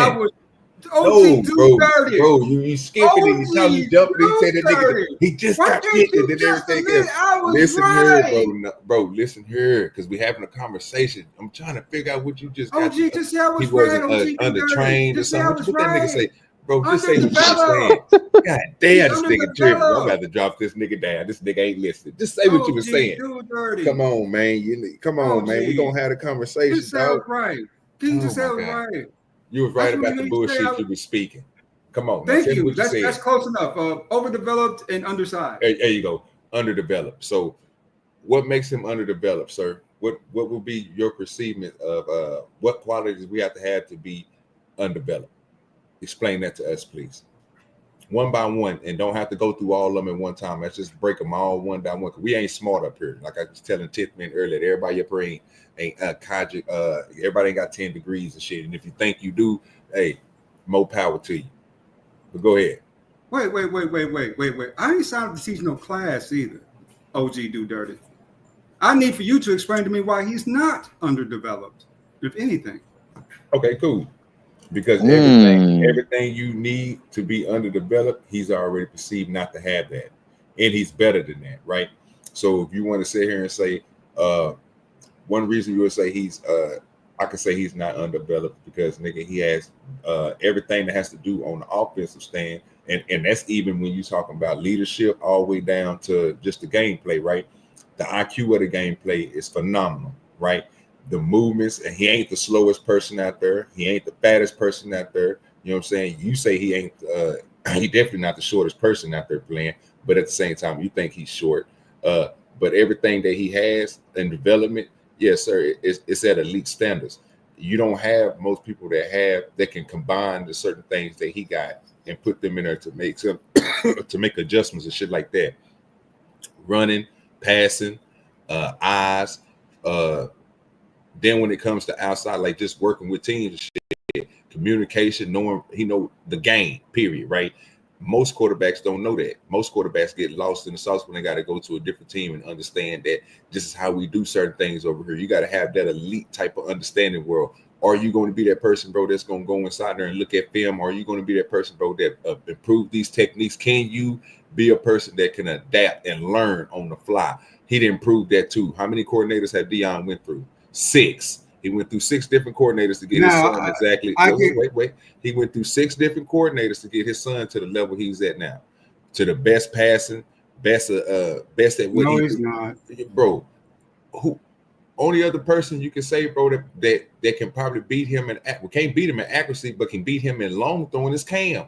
That's it. But everything else, he's not as fast as Cam, but bro, everything else Cam got, he got it with abundance. I can name you 4 things right now off the top of my head that I was not willing to say in front of our counterparts. But if you want me to really go into it, DoDirty, I'll cook it. Cook it. That's crazy work. He hasn't made much progression from the year before to last season. He hasn't made much progression since he's been actually in college football. Let's also talk about his poor throwing fundamentals. His footwork is dirty at best. It needs to be cleaned up. His arm, when it comes to his arm length, throw, and mechanism and spiral of the ball, has poor kind of fundamental mechanics. I'll say that to be very nice. Behavioral issues, right? Remember, he got in trouble at the combine for his absence on drills and perceived lack of professionalism. They called him unprofessional at the combine.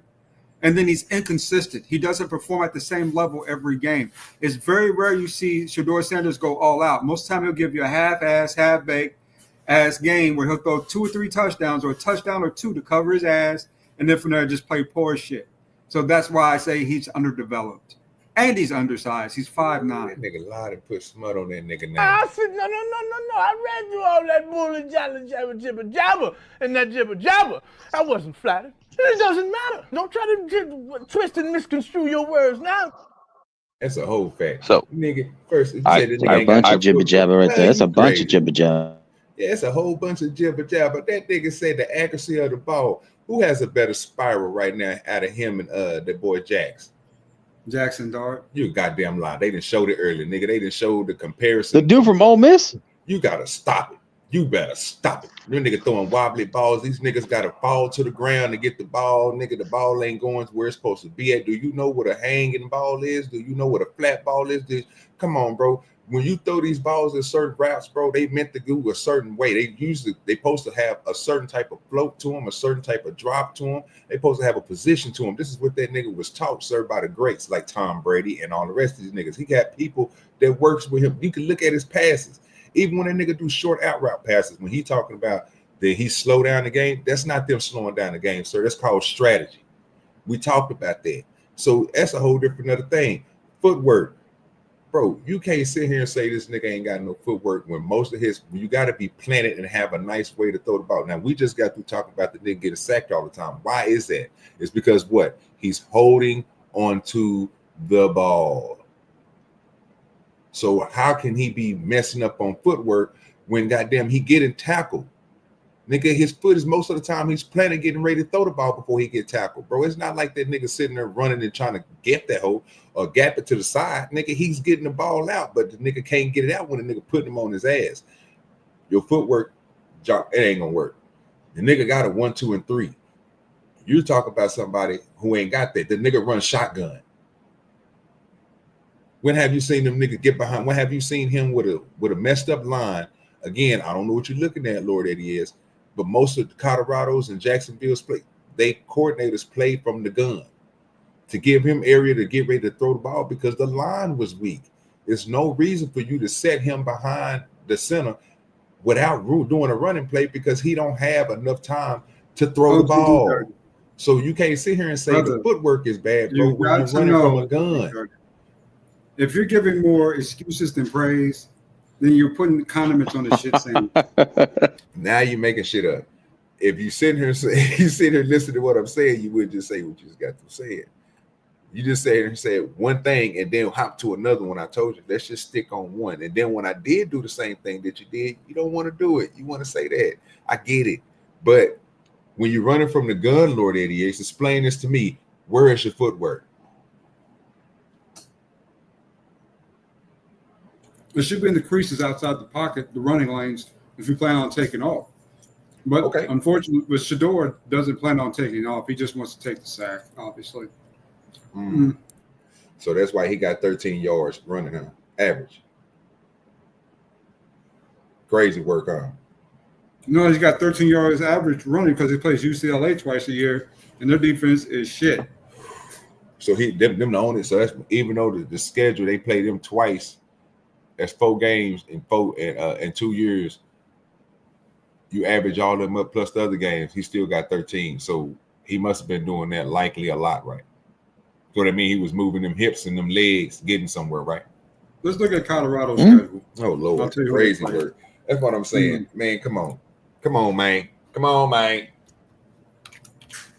Colorado 2024. Come on, man. Colorado Buffalo football. Buffalo.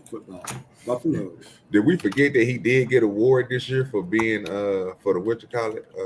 You'll see. Perfect attendance? No, sir.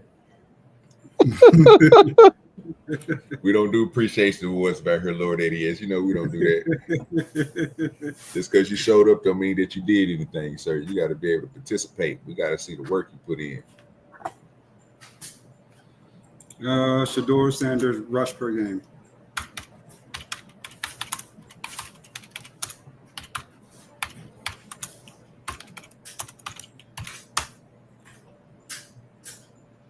Okay.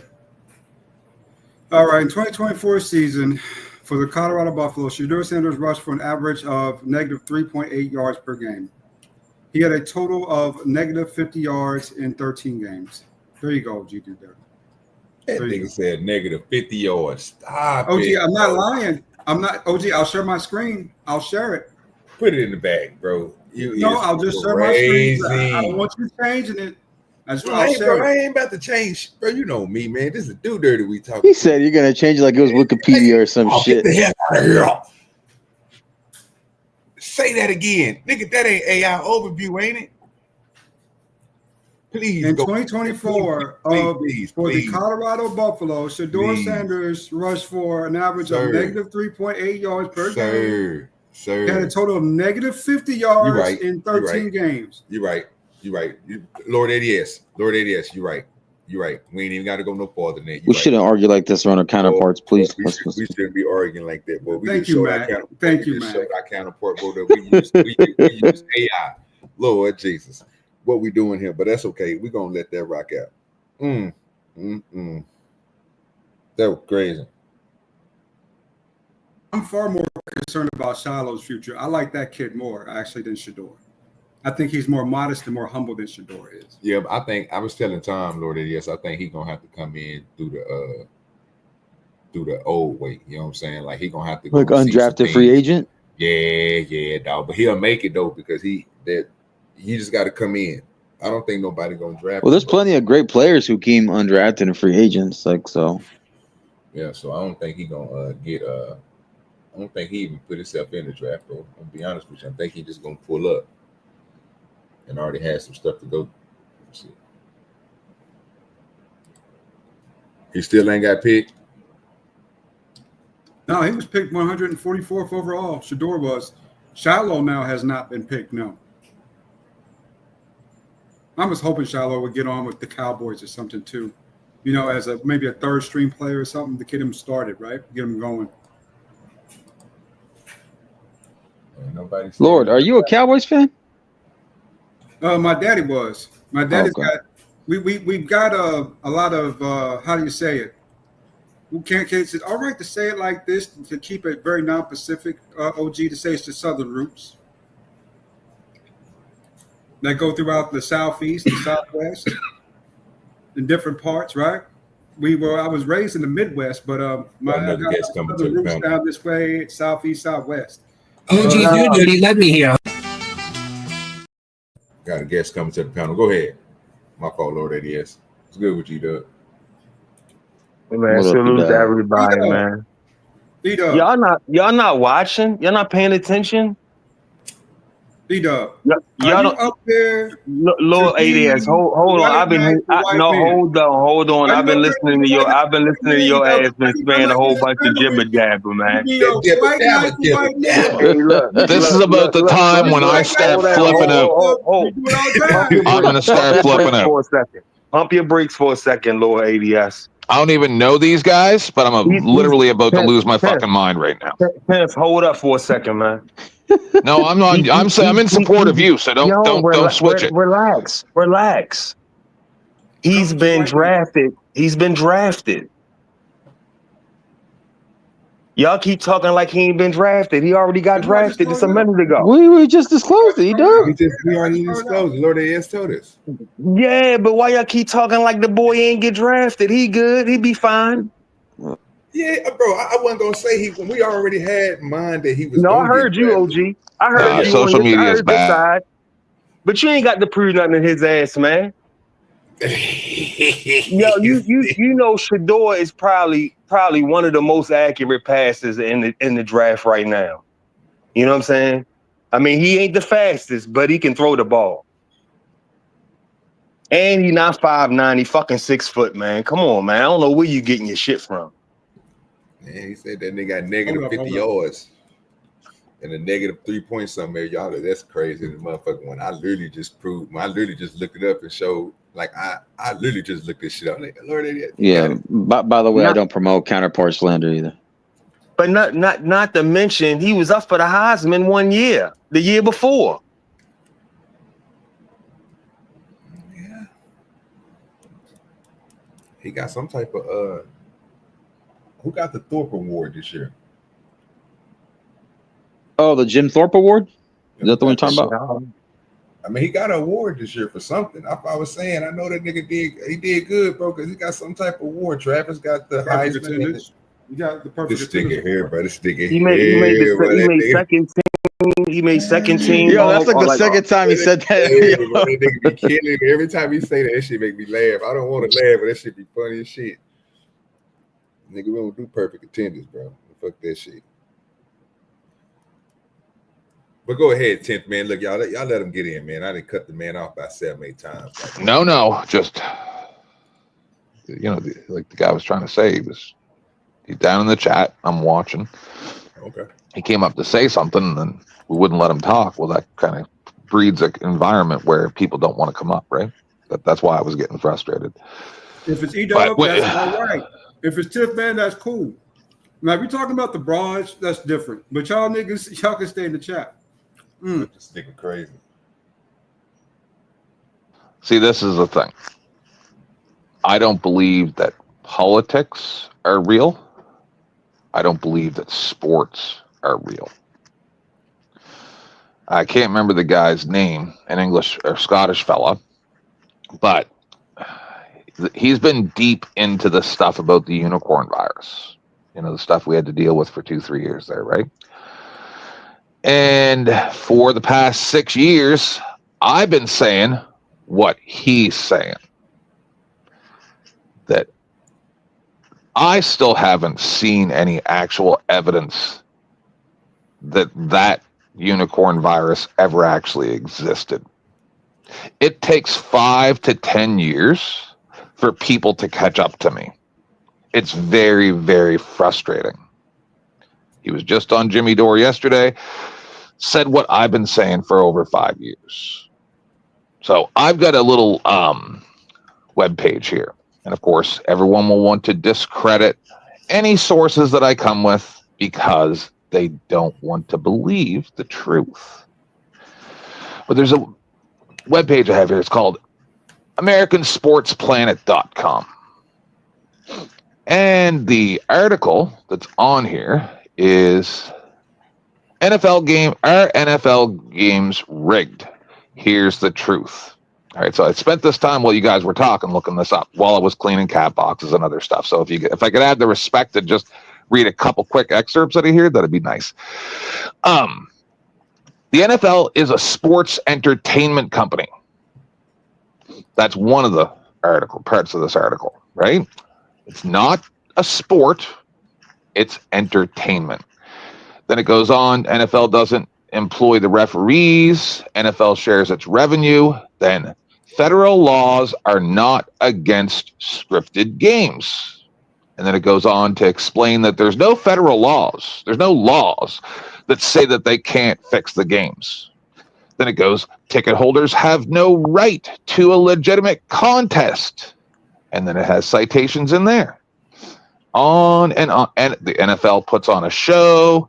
Then it starts explaining Super Bowl 1-35, only 9 games were decided by touchdown, blah, blah, blah, blah, blah. Like it explains this. So everybody can discredit it all they want. But if you believe that these people are going to put tens, hundreds, or billions of dollars, hundreds of millions or billions of dollars on the line based just on the skills of the people on the field and random chance, you're ridiculous. Just like if you think that they're going to allow somebody like me to get into a position of power to be a prime minister of Canada or anything like that, never going to happen. These are ultra trillionaire rich people that we don't even know their names that control everything that we do, everything that's going on in our society. And it drives me. And like I said, I would never have came up here if I knew this was about sports at all, because no one's going to even listen to what I had to say about this. Yeah, I wonder why you gonna strong arm it and make them listen to that shit.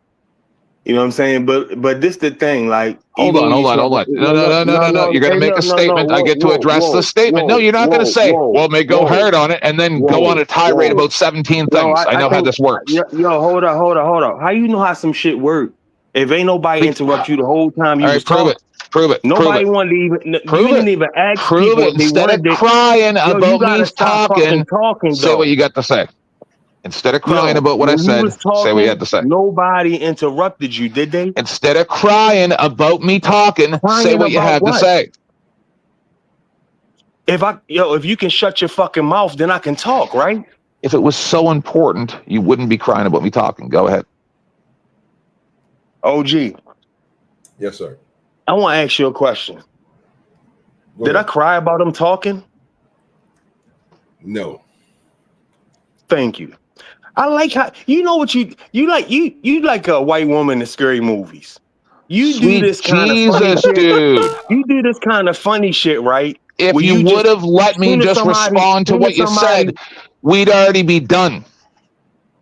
Please don't make me be insulting on OG's show. Just go on with what you had to say, please. I just need y'all to have a conversation. I don't know what's going on, but I'm just trying to let y'all two have a conversation. Go ahead. Like I was saying, you do this little white woman in scary movie type of shit. Just fall down and act like a victim when ain't nobody fucking chasing you. Nobody fucking talking about you. All I said was you gonna get your point out whether we ask for it or not. Because once you get to talking, you got this slow cadence. You act like you're actually reading the information as you're fucking talking, like as if you're finding it as you're talking to us.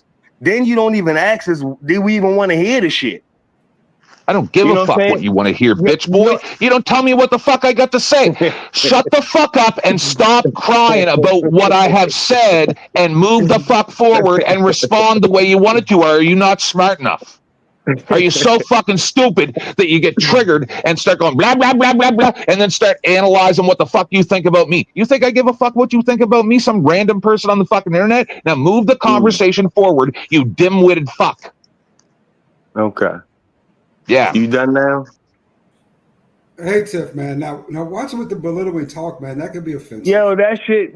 I don't give a fuck what's offensive. You guys say the N-word every second fucking word. It offends me, but I don't give a fuck. So shut the fuck up, you whiny cunt. Go wash your pussy. Oh, you the only one with a pussy up here. You the only one with a pussy up here. You the only one that whine up this bitch. Cry like a little bitch every day. Then get mad because nobody want to bring your bitch ass up here. Oh, I'm sorry. You don't want me on your show? Is that what it is? I don't care. You just mad because somebody talking about you what you talking about. Like you just brought up the shit they talk about sports. You talking about sports. And Do then I you brought stutter, up the shit motherfucker? talk about how sports was rigged. Who gives a fuck? You think we don't know that shit? Then why are we talking You about it giving for some 2 new hours? information. Then why are we talking about it for 2 hours? When this Because was we supposed to be about can. social media. What the hell? Yes, that's a Because part of the question. we want to. If you don't like it, Tiff, man, there's plenty of other panels to jump on. I think Mayo Monkey's up. Over there. Shit. Did I say you can't talk about it? It says literally on the fucking thing right there on the banner. Did Shedeur I say you undrafted, can't social media, talk about good it? or bad. So is social media good or bad? He's Question mark. bringing up And then it fucking has the other. diseases, It says all this Shedeur shit. You're undrafted. That is literally Minister, part who of the gives a fucking fuck? banner. You're And dumb as a fucking rock. Okay, then why don't you go into your Canadian panels then? He can't. They don't like him either. I'm very Yeah. confused. I'm very confused as to why Everybody you knows him. think that you get to tell OG who he has on his panel. It's very confusing. I'm not telling them I didn't shit. tell him. It's you pulling the fucking goalpost. Nobody was pulling a talking goalpost. about what you're talking about. You bring up shit that's out of left field that ain't nobody talking about. You talk about what you want to talk about instead of the fucking topic. Oh, I think it's about the topic. Okay, then stick to the topic. Maybe you're just not smart enough to understand what's going on here. Oh, I'm sorry. We apologize. We were messing with the court jester, you two. I apologize. Well, there are a lot of smart people on those Canadian panels and on Mayo Monkeys too. There's a lot of smart people on those panels. You should go with the smart people. That way you wouldn't be frustrated with the dumb ones, you know? That's what I would do at least, right? Right, Mac? I agree. I agree. I go to the smart panels. You know what I'm saying? Because I was exactly. Smart. Yeah. No, I think it's funny playing with you dummies. Okay, then if it's so-called funny, then go to other ones. If you find yourself such a high it's intellect, more fun here. Go. If you think you're better than us, go for it. Not all of you. Just you and the other fellow. Oh, go ahead. Go ahead. Tiff, man, I just looked at my subscribe list and Chaotic Truth. Chaotic Tether is up and going. He is on right now. If you go over there, that's awesome. Send the people panel. that are watching here to other panels. See, any other panel that I go to, when you just did what you just did, you'd be kicked. Well, okay, cool. All right, and see, because I don't think you give a fuck about this channel, and you're proving it right now. You're proving that you don't care about this channel. We're here to show support of OG. We're here to show support of OG. We're all here to talk about the first topic. You care about you. I'm not speaking for the host, but I think it's you care about you, what your presence is on here. You can talk to your friends about how fancy you are on the internet, right? You don't care about OG and his show, right? Raising hell about nothing. Yeah, making it about yourself. You know what I'm saying? We're not having a good time because you're ruining it, belittling people, calling everybody dumb. Yes. Like an asshole, instead of just enjoying the environment and fitting in. Make love, not war, asshole. Stop making war. Oh, so you get to sit there and try to analyze me and try to tear me down, which is all you've done. No, the reverse since I spoke. The reverse right? And I'm not allowed to respond to it, right? Who are you responding to? We didn't even say shit to you. You're just fucking saying make shit about yourself. You're talking about the chat. Okay, we'll do this then. Let's all just reset for a second. Tiff, man, you're forgiven. We're forgiven. Everybody's on. It was just this is just a brand new show right now, this second. Let's go for it. Boom. Take 1, 2, 3. So Shedeur is finally off the board, which is a good thing, I think. Now I'm still very concerned about Shiloh though. Because I like you said, if he goes undrafted, it's gonna be tough for him to find a team, man. It's gonna be tough. Who's gonna pick Shiloh up? That's a good question. I'm hoping Jerry gives a shot. I'm hoping Jerry gives a shot. Shiloh's best chance would have been like picking us up as a package deal. You know what I'm saying? Like me and my brother. It's gonna be tough, man. I mean, because he has a lot of shit to work on. You know what I'm saying? Like he would definitely have to be a walk on. That's what I'm thinking he's gonna be. I'm telling you, bro. He gonna get him he gonna get that little small contract. He gonna have to work his way up. He gonna have a harder time than Shedeur. Yeah. In his NFL career. But I think it's gonna be promising, bro. Because once they give him a chance, bro, he gonna go out there and he gonna be a headbanger. You just need to be a headbanger one of good times, bro. One of good 2 times. You know what I'm I saying? think he can develop into a corner better than his own father. I think he can be better than his dad. I really do. If he He'll gets the do right better. kind of coaching and the right He'll kind do of better in time. the zone. You see your boy Yeah. got picked 5th round. Yeah. Yeah. He didn't go 7th either, nickel. What did I say? I called it right. I would called it the 5th round. I would have had $20 from you, but you see, I didn't let you. You know what I'm saying? I'm trying to save you now. Yeah, well, I said 4th. So you said 3rd last night, nigga. Yes, I meant 3rd last night. Yeah, I was there. I was like, But I also said he was gonna go 4th, 5th round too. So I said them all. I just wasn't sure which. I knew he wasn't gonna go 1st or 2nd. I knew that for a fact. Yeah. So what you think about Shiloh? Because that's what we're talking about now. When you think he gonna have, it's gonna be we say it's gonna be way harder for him trying to get in there, but we think he can make it. It's just he's gonna have to go probably a walk-in or something. You know Yeah, I think he's gonna be on practice squad for a while. Yeah. I mean, he said it himself. Like when they was talking to him, he said, "Shit." He said, "My brother waiting. I know He said, I don't stand a chance." Yeah, because he only did 3 years in college, right? No, he did more. He older than He older. Yeah, he was older. He went to he older. He got 5 years. He's shorter as shit. He got 5 years. Yeah, Shedeur got 5 years in college. He went to Mississippi. Yeah, I didn't know he was 5'9". Yeah, he went to Mississippi State first, and then he transferred. Shiloh. Yeah, Shiloh. He transferred to Jackson State. Oh yeah. He was at a whole nother school before Shedeur was even, because Shedeur was still playing high school at the time, and Shiloh went to college by himself. And then when Dion became a coach at Jackson State, that's when Shiloh came over there because he couldn't play for like half the season or some shit. Yeah, and then you got to remember too, to piggyback off of that, OG, or add to it. I don't know. Can I say the shit that we went through for the 4 years? Because I've been forgetting. But anyway, that gave everybody a couple more years of eligibility. You know what I'm saying? Yeah, to play. Yeah. I don't think Shiloh's a bad player though. I think he has the quality to be a starter. I'm not saying he's not a bad player. He struggled though, Uncle Tom. He struggled. I mean, he's got the potential to be. I believe as good as his dad was. I really do. I think he's got potential. No. Now you pushing it. No. I don't see Dion in him at all. No. I think he's an average DB.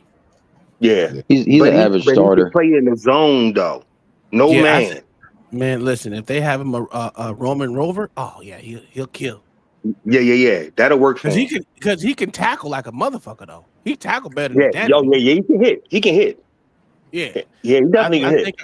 I think a Roman Rover that would suit him better. I don't think actually putting him on number 1 or number 2 is not going to be a good look for him. Yeah, he get disposed. Yeah, Roman Rover or free, he'd be good. I think that'd be his better spot for him than DB. Have him either safety, Rover safety or whatever, or fucking free safety. Yeah, where he can just I spy, bruh. But the only thing,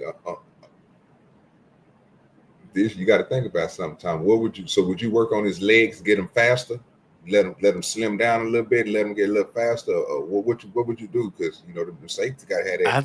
I think he needs more explosion. I think he needs no. Remember, as a safety, you're already back. All you gotta do is focus on not getting beat deep majority of the time. Exactly. Yeah. And if you're a rolling safety, you spine the quarterback majority of the time. So all you gotta do is work on your break. So what that nigga really need to do is motherfucking string exercises to get this motherfucking get his what the fuck is this damn thing called? Not just his hips, but the fucking the launchers in your fucking back of your fucking leg, your back. Goddamn, what the fuck are they called? Calves? No. It's the string between your knee and your hamstring. Get them motherfuckers strong and be able to launch, bro. It's a wrap for him, dog. All it takes is for him to do jump boxes a lot.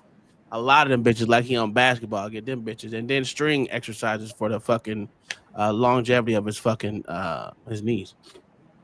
He'd be great because it'll boost his speed, dude. I dropped like shit, like a lot, man, just by doing boxes, dog. But then I went from boxes to them high jumps. Oh my god, because the spring you gotta have for them high jumps is literally what you need for launching off the fucking ball as far as safety. But the only thing about him is he's gonna be launching forward instead of always going backwards. Fucking DBs or corners are always going backwards first. If you're a safety, your first thing is forward. Yeah. Closing. And don't get beat deep. That's it. He got closing speed. He just ain't got I'm gonna hawk you down from the back type speed. That's what that nigga don't Yeah, got. but see, the thing that makes it different though, Uncle Tom, is like you're looking at what he was to what the competition to be playing against. You know what I'm saying?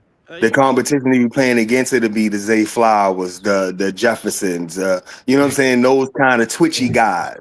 Man, that shit gonna be ugly, man. That's like why I'm telling you. That's why I said rover safety. That's it. No, you said it right the first time. It was either you or OG. You said practice squad. Oh no, I did say practice squad. Yeah, somebody said practice squad. He gonna have to move himself out the practice squad, dog. But he gonna be in the NFL. Just not gonna be. He ain't gonna be a starter for probably 2 or 3 years. What's gonna make him, like I said before, development like a motherfucker. He gonna have to get off his. Even though his daddy's so called the greatest, he gonna have to get out his daddy hip hopping and motherfucking be an adult. Well, he gonna have to anyway. Daddy can't teach him this shit. Look, I already think he done that. I think it's all networking for him at this point. I think all the coordinators and shit that he didn't fuck with, he needed to make sure because all of them come from the NFL that his daddy fuck with. He just needed to make sure he's staying in line. Because once he go to that practice squad, only thing you need is one of them to be like, you know what?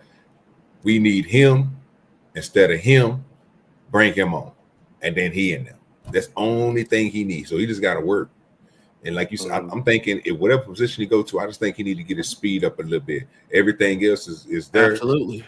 And I think, but it ain't like you said, he can develop in other ways. But his speed, he get his speed up a little bit faster. But if somebody gonna put him on, if somebody gonna give him a chance out there, I think he'll do. I ain't gonna say he can be. The thing about the speed, right? The thing about speed, OG, it's truly a difference between track speed and field speed. Nigga, it's a different dog. It's a different animal, bro.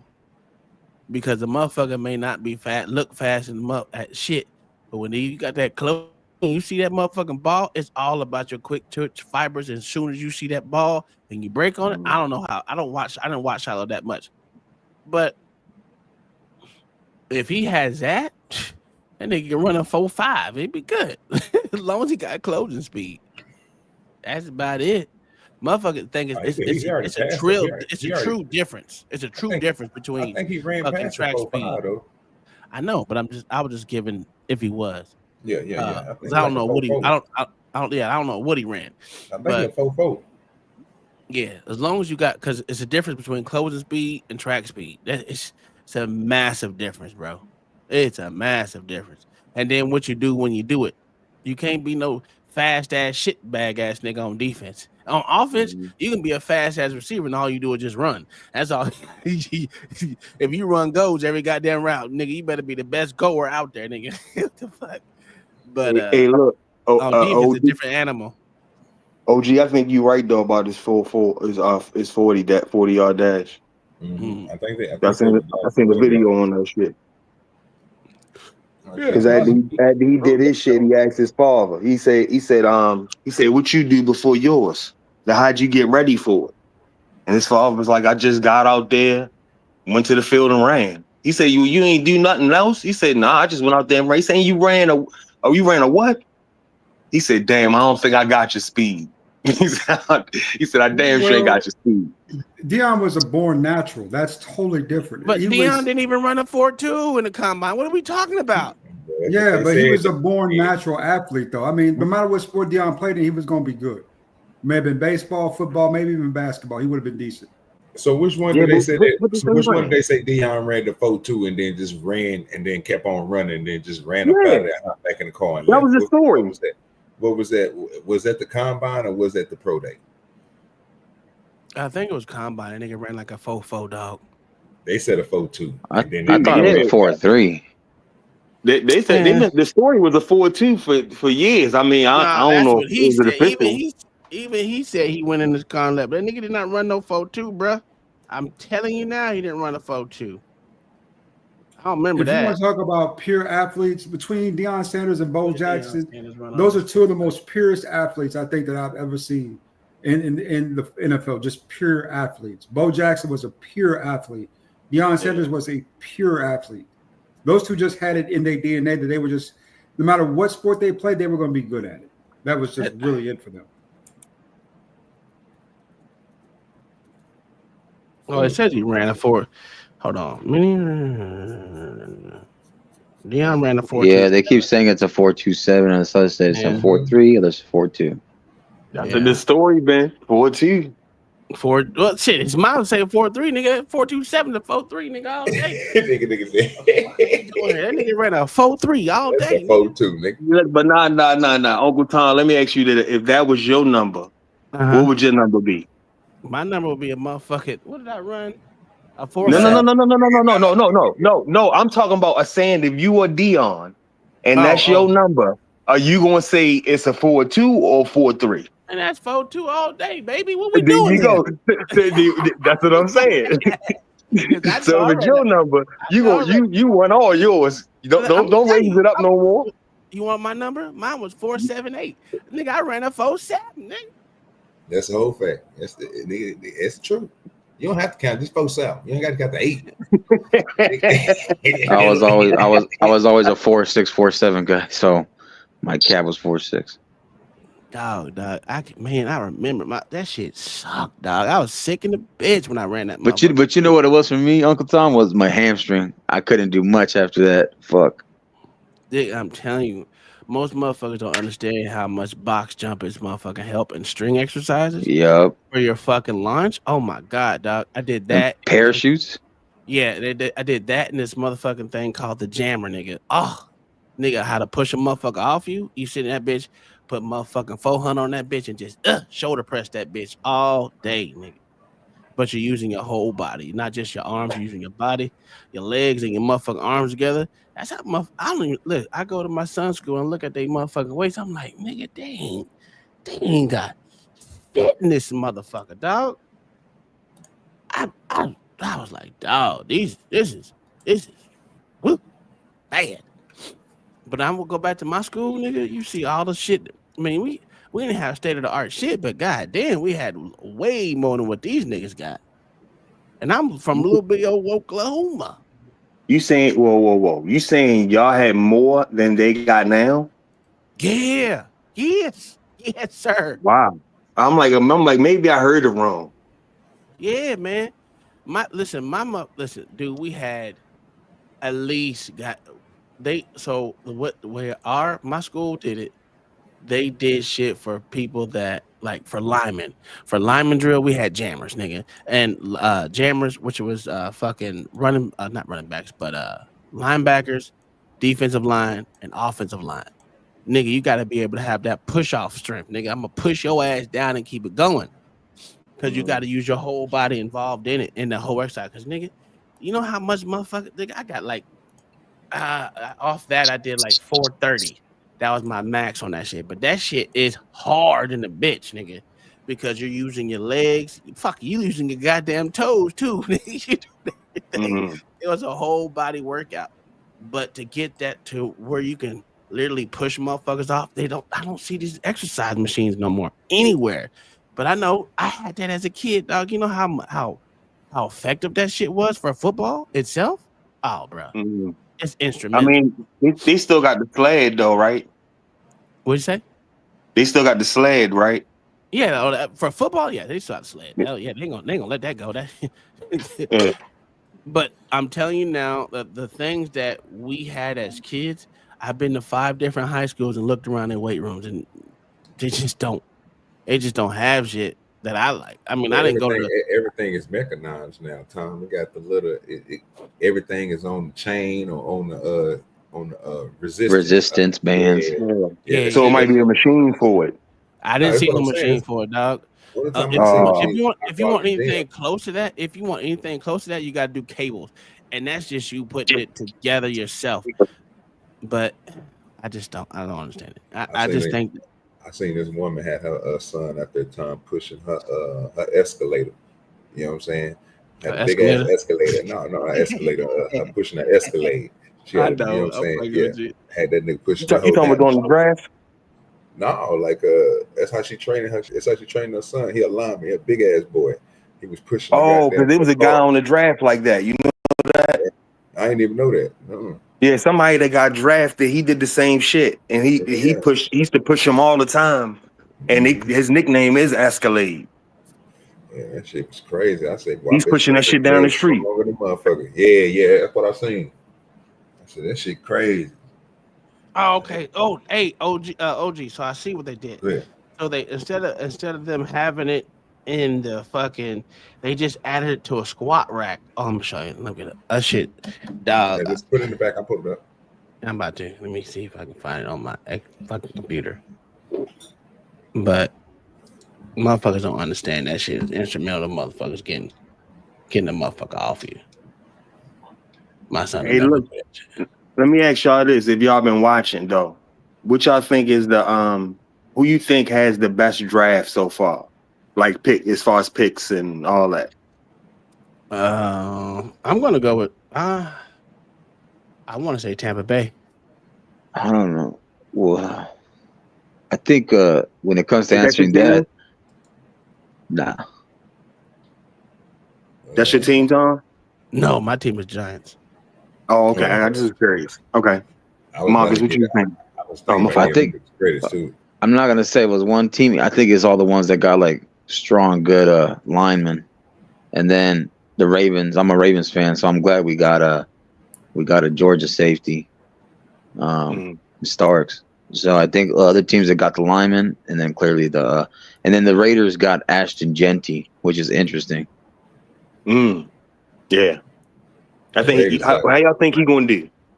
He's gonna do pretty good. I think he's gonna be all right. I think he'll be better. I think in another better, more athletic version of Darren Sproles and them. I think he'll definitely be a better running back in that choice. Darren Sproles is a fast little motherfucker. Yep. Okay. Yeah, the Raiders got a good. Talk in a second, but I think that, but it's between Pittsburgh and Jacksonville. I love that pickup of Travis Hunter. Even though I hate it, bro. I hate that he went to Jacksonville, but I love the pickup. I mean, that's a really smart pick, right? Pittsburgh did a great job of building out everything else, and I kind of like that about them too. Besides that, though, I mean, you can bring up Cleveland. Cleveland's had a pretty decent draft. They got some pretty good defensive players, I believe. One of them, a lineman, I like. Yeah, no linebacker. But Giants, I gotta ask y'all this though, a little ADS. I gotta ask you this though. What y'all think? Do you think at some point, as this goes on, because it's going to be definitely foreseeing the future. You think Cleveland going to be kicking themselves in the ass for giving the pick to Jacksonville to get Travis? Nah. I think they should be. I think I'm really just saying, man. Because that's just like, why you get that shit up? Why you didn't get that guy? Yeah, man. That right, to me, he was the diamond of this draft. He was the true diamond. Oh, crazy. Yeah, I think that's a bust, nigga. That's a bust. I'm telling you, this nigga's gonna be a bust, dog. Mark my words. Travis Hunter is gonna be a motherfucking bust, nigga. Okay. We're gonna see. I think it's gonna be a bust. It ain't gonna translate. What you think, he gonna get injured or something, or you just think the gameplay is gonna be? All right, I'm about to put it up. Yo, I gotta ask y'all this too. When y'all do y'all think that they be knowing who they gonna pick? I mean, not like who they gonna pick, but the players know, everybody knows, and they make way for them to pick them. Because think about it. Ooh, that's nice. Yo, we had those in high school, Uncle Tom. I know. I haven't seen that shit since high school, dog. I seen that at one of the college places I went to when I played a little bit. Yeah, I had it in college. But that machine right there, they have moved to literally for just a squat rack. But that shit right there, nigga. That helps with power, explosiveness, tackle. Boy, I used to pancake the shit out of niggas, dog. I just put like at least 3 plays on each side. Dog, that shit was so fucking hard, dog. Oh my god, you don't What understand. you were saying something, brother. What were you thinking? Yeah. Yo, do y'all think that not the teams? I mean, of course, the teams have players they want to pick, but do you think the actual players know ahead of time? And do you know everybody? You think everybody else knows ahead of time, and we're just watching it as if they're picking it, like like they're randomly picking them? Because the players don't know, but the owners do. But just think about like Travis Hunter, right? It just ironic. He goes to Jacksonville, and Jacksonville said that they'll allow him to play whatever he want to do, offense, defense, all of it. And the Browns, they won't probably only want him for defense. You know what I'm saying? So I'll be wondering, did they like make? Because think about it, like even back when Eli said his father said he didn't want him to play on the West Coast, right? Yeah. Eli didn't play on the West Coast. Eli said, "I sit out." And somebody else did that shit. Somebody with not Dan Marino. Did Dan Marino do that? No. Some other big quarterback did the same shit and said, "I'll go back to college, or I'll sit out for the year," some shit like that. And it didn't go to the team. So I'd be wondering, like, can they really choose? Like even with the Deion fuck it up by saying, yeah, because we gonna make sure my whatever team, like as if we got a choice in whatever team my child goes to. Remember he said some shit like that. I mean, I believe. I need him to remember that. I mean, that nigga to remember that nigga's a nigga first.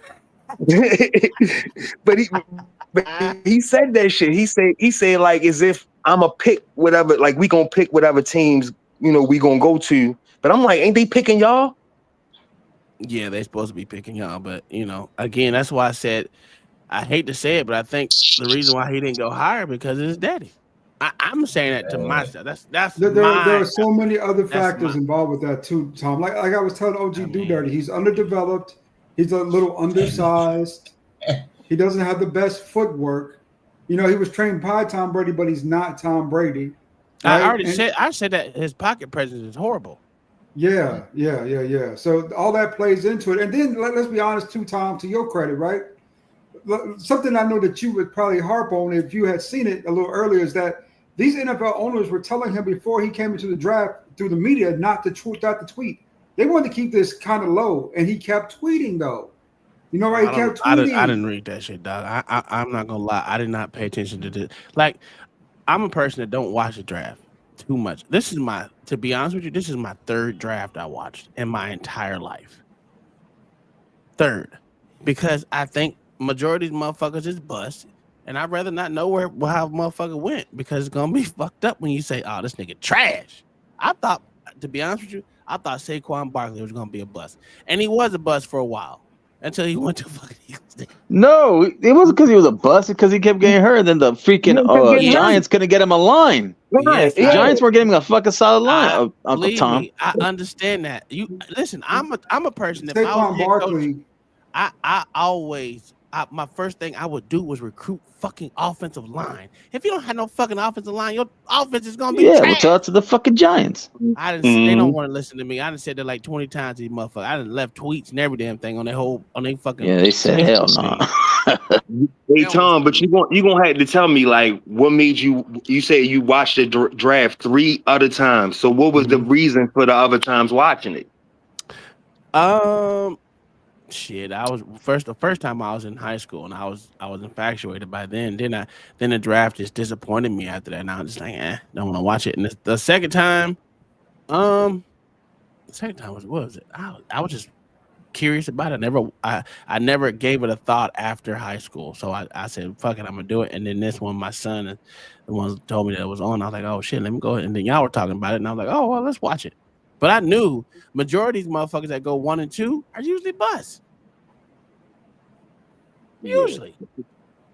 You have more success on the defense side and the offensive lines and the line shit. You have more success on that side.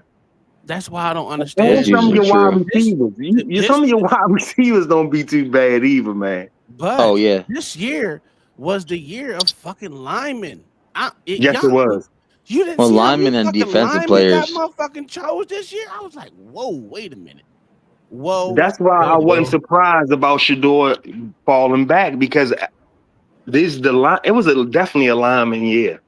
Yeah, it was. Whether it was offense or defense. I mean, I seen shit 6 offensive linemen go in the first round. And y'all see the linebackers and safeties that got drafted too. Mm-hmm. Or whether they're good or not, there's a lot of linemen that are good that never get the fuck because linemen last longer than every other fucking goddamn position. Yeah, they do. Motherfuckers be in what's the average, Uncle Tom, for a lineman? Like 16 years, bro.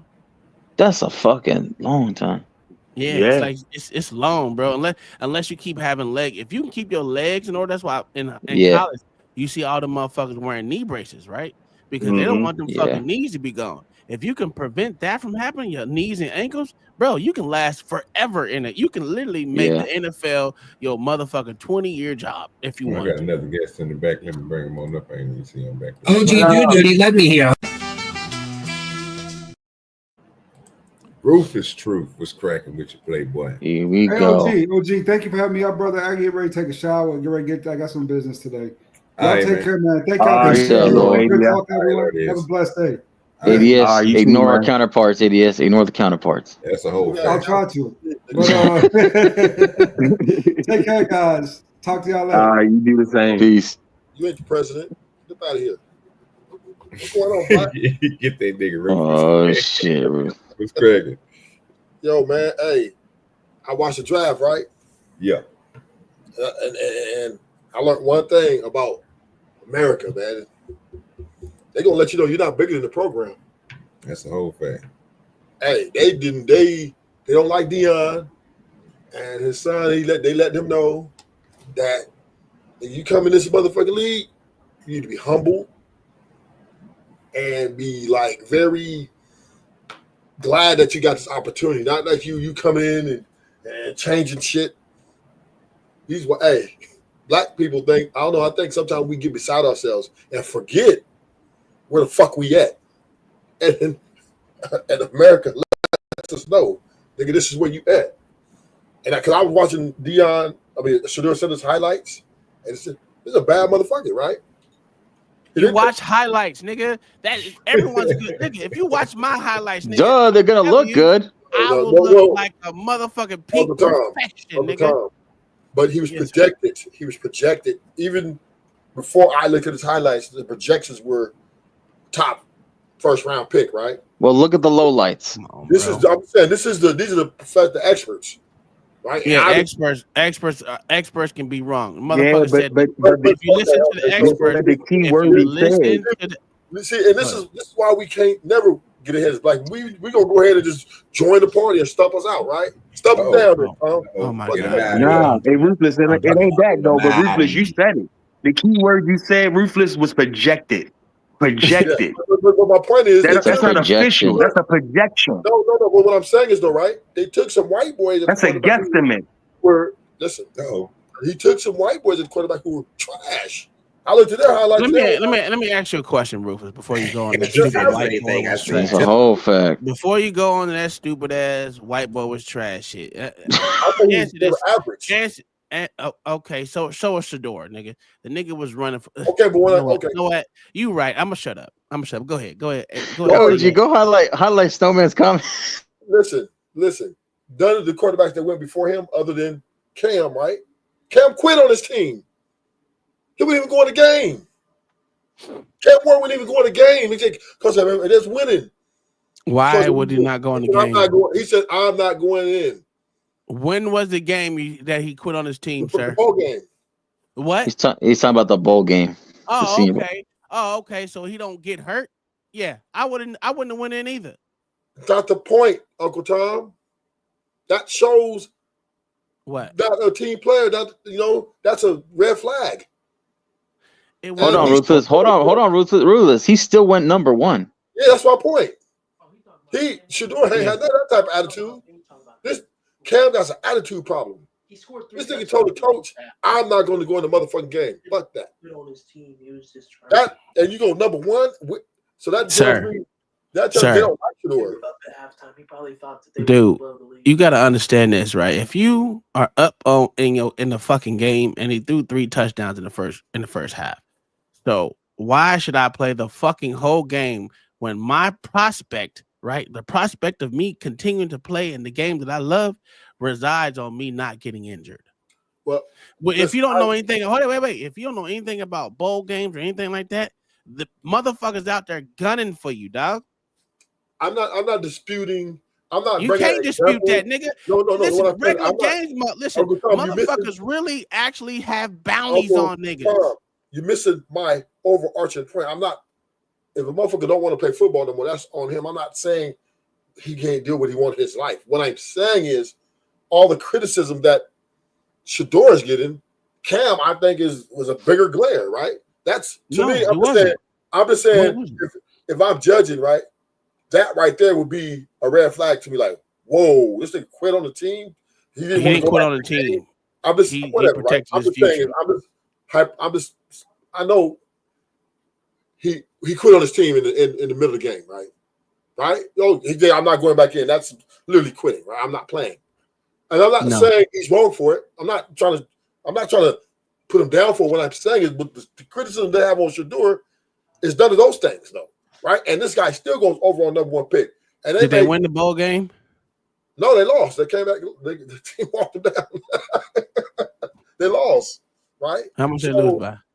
They lost by, I think, by like a point, a couple points. It wasn't like, they were up. They were up 3 touchdowns. Was that bowl game? I know because was that bowl game a national championship game? Nah. Oh, okay, so I ain't worried No, about it. okay. Like I said, I'm not tripping.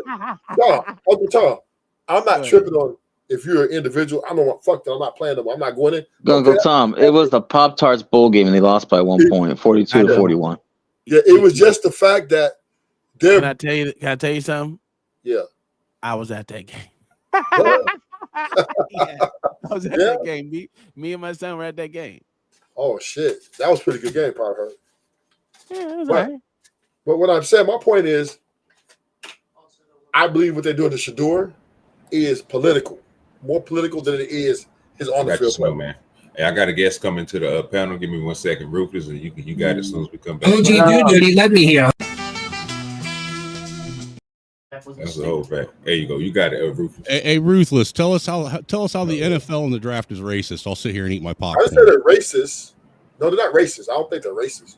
I think they didn't like his Shedur's arrogance, and his father talking about where they're going to go and where they want to be. So I believe that they are teaching these two a lesson that you're not bigger than the program, right?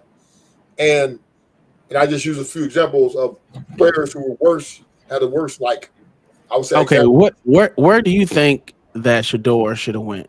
What number? What round? Number 1, Negro. Number 1. Pittsburgh Steelers. No. What round and what? First round, 21 pick. I like that. I like that. You crazy. I know you would, OG. You would agree with his ass. Yeah, nigga. I thought because Pittsburgh. Hell no. OG is a sack runner. Man, fuck the Steelers, man. I'm gonna say it right now. I'm a Ravens fan. Fuck the Steelers. Bro, why y'all hate the Steelers, dog? What's wrong with the Steelers? I'm just saying that. I'm a Ravens fan, OG. I can't like them. Because Hey, Steelers got this is one thing me and Marcus agree on. Fuck the Steelers. Fuck the Steelers. I'm just saying. They can take that terrible towel and shove it right up their ass. Yeah, they better wipe that doo-doo stain. Value-wise, Steelers had all the outside help with, they just picked up the boy from Seattle and Pickens. Them dudes are pretty talented. So a quarterback like that could come in and it'd be a little easier, right? Because they got dudes who are beasts. So that would have been the perfect opportunity to build their future as a quarterback. They get a Nah, they defensive want Aaron Rodgers. tackle. Nah, they want Yeah. Aaron Rodgers, man. You Hey, know look, where I but thought Marcus, you know who I thought would have picked him Marcus, up. you gotta tell me this though. What's What you up? think about that? What you think about that pick with the linebacker? The one that's controversial. The one that was it Will something? For the Ravens, the second one. Oh, in the second round. You know I I'm don't talking the know. one that got the sex stuff against him. He had 2 allegations against him. Yeah, but didn't they say he a beast? Yeah, he a beast, man. He a beast, but that's a little. I He don't had know, 2 man. of them against him. They said Well, he had one. I think in due process he does. So innocent until proven guilty. Okay, we're gonna leave it up there. But I don't want him messing up my team now. He ain't messing it up, dog. Look, listen. The Ravens had to do this. What they had to do. They had to get defensive players. Yeah. They already had offense. They're good. They kept their line. What they had, they're good. We're gonna see what happens after this. But fuck the Steelers. Fuck the Bengals. And fuck the doo-doo Browns. That's a fact. That is sad. Well, it looks like I'm gonna be watching the Browns from now on. Fuck you, OG. Dude, you're gonna be just as disappointed. I promise. I know. I already know. I stopped rooting for the Browns 15 years ago. Yeah, but I already know it. I do believe that they're doing Shedeur like they did Lamar Jackson, right? They told Lamar Jackson he's going to be a receiver. You stupid. No, they never did. They never did that. Yeah, he did. They was criticizing him. No. Yes. When he came out of college. No. When He was in so college, they fast. were criticizing him. And the dude told him he's a receiver. I thought they said Lamar Jackson couldn't throw. Yeah, they said he couldn't throw. Bullshit. Lamar Jackson could throw. He was a Heisman winner. Of course he could throw. All right, y'all. I'm about to be out. Y'all have a good one, man. All right, niglet.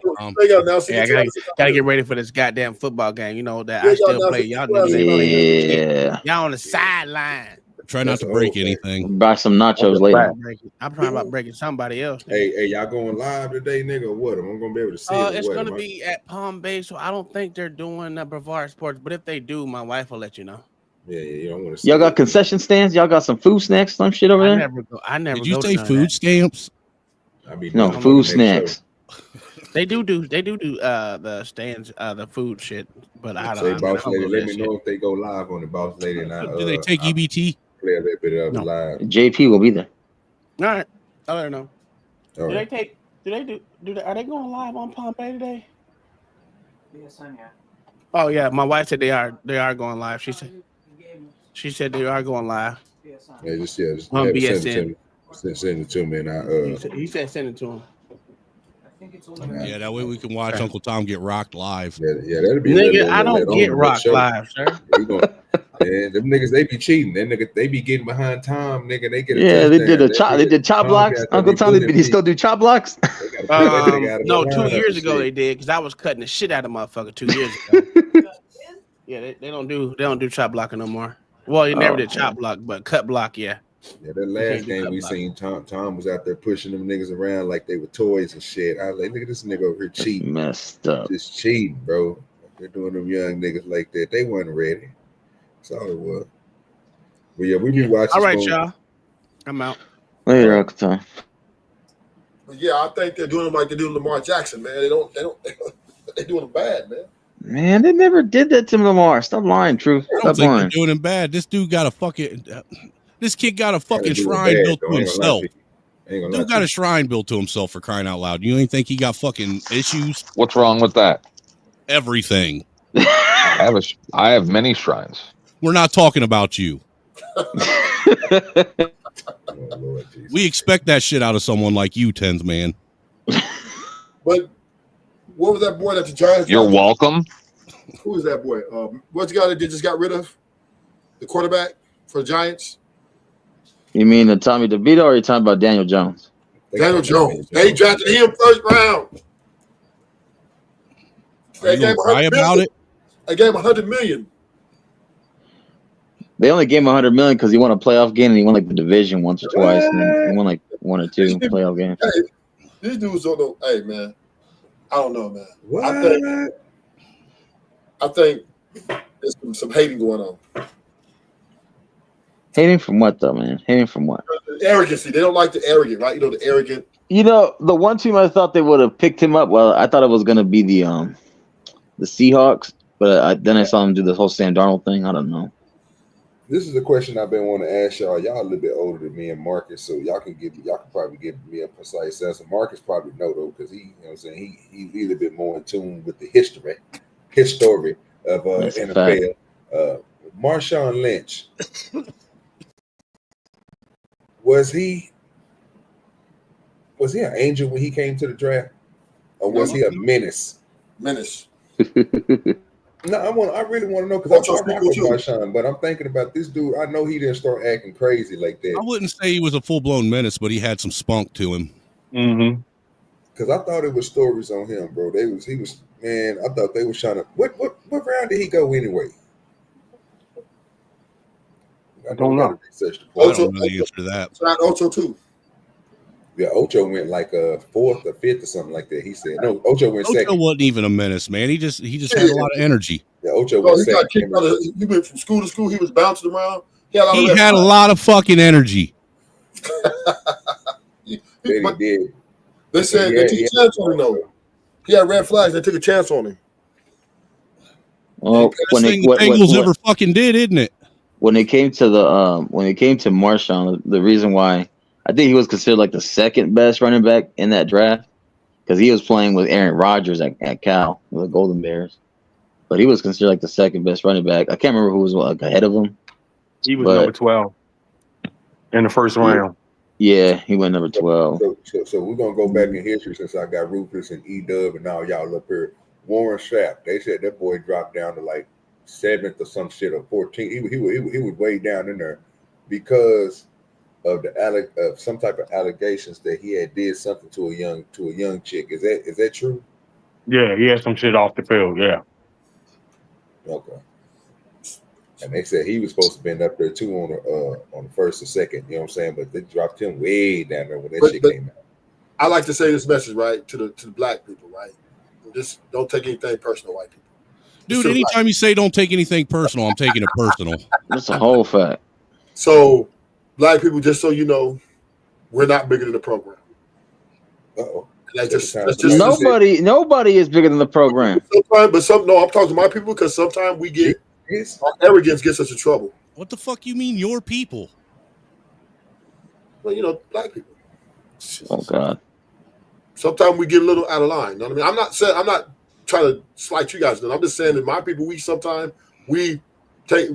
don't appreciate, and we overvalue ourselves. OG, I don't think he knows the gun line, boss. I don't think he knows the gun line. You got to show him the gun line, boss. Show him about the gun line, boss. I'm letting him make it. Go ahead. Show him the gun line.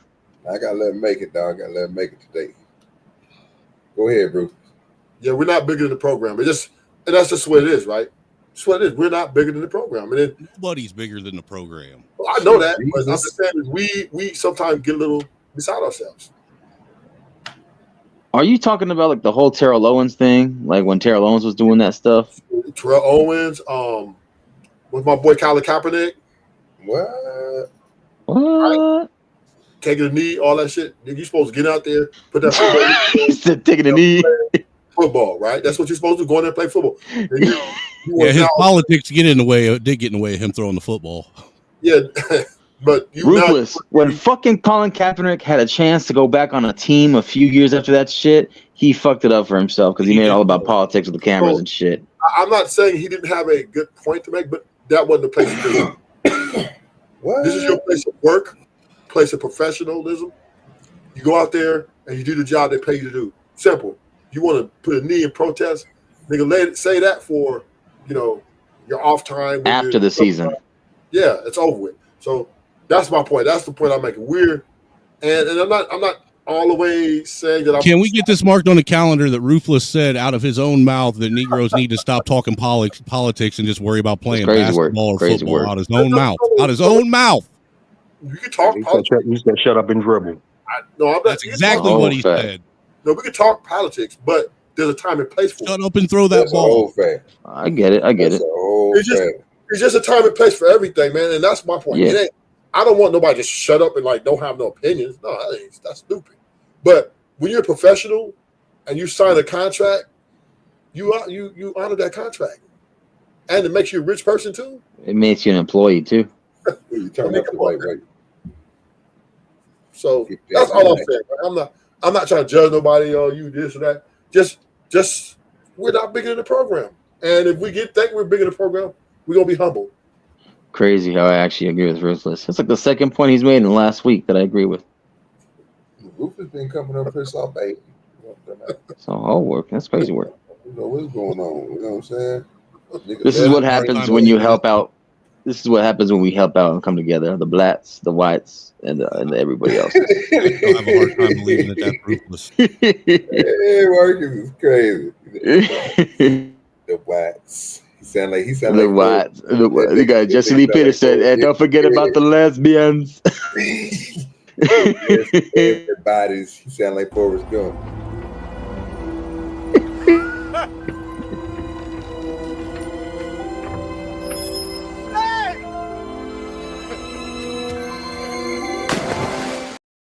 The whole fact. Oh man. The black. I can't believe you say that. The whites. Oh god. Bodies. He got to add the S. That's how Forrest talking. He talk like Forrest Gump. Oh god. Fucking run a boat by himself. Not many people. Yeah, not many people. So. And you know, this is a very good learning lesson for all of us, right? Except for us whites. No offense, Ruthless. No, the whites. I mean, you guys pretty much got a little bit down packed better than we do. Not saying y'all perfect, but y'all a little bit. You guys. We're almost perfect. I'll take that. You guys a little bit more. I wouldn't go that far. You guys will have a little more understanding about what your position is in this country. So it's a little different. We forget. Oh. Damn.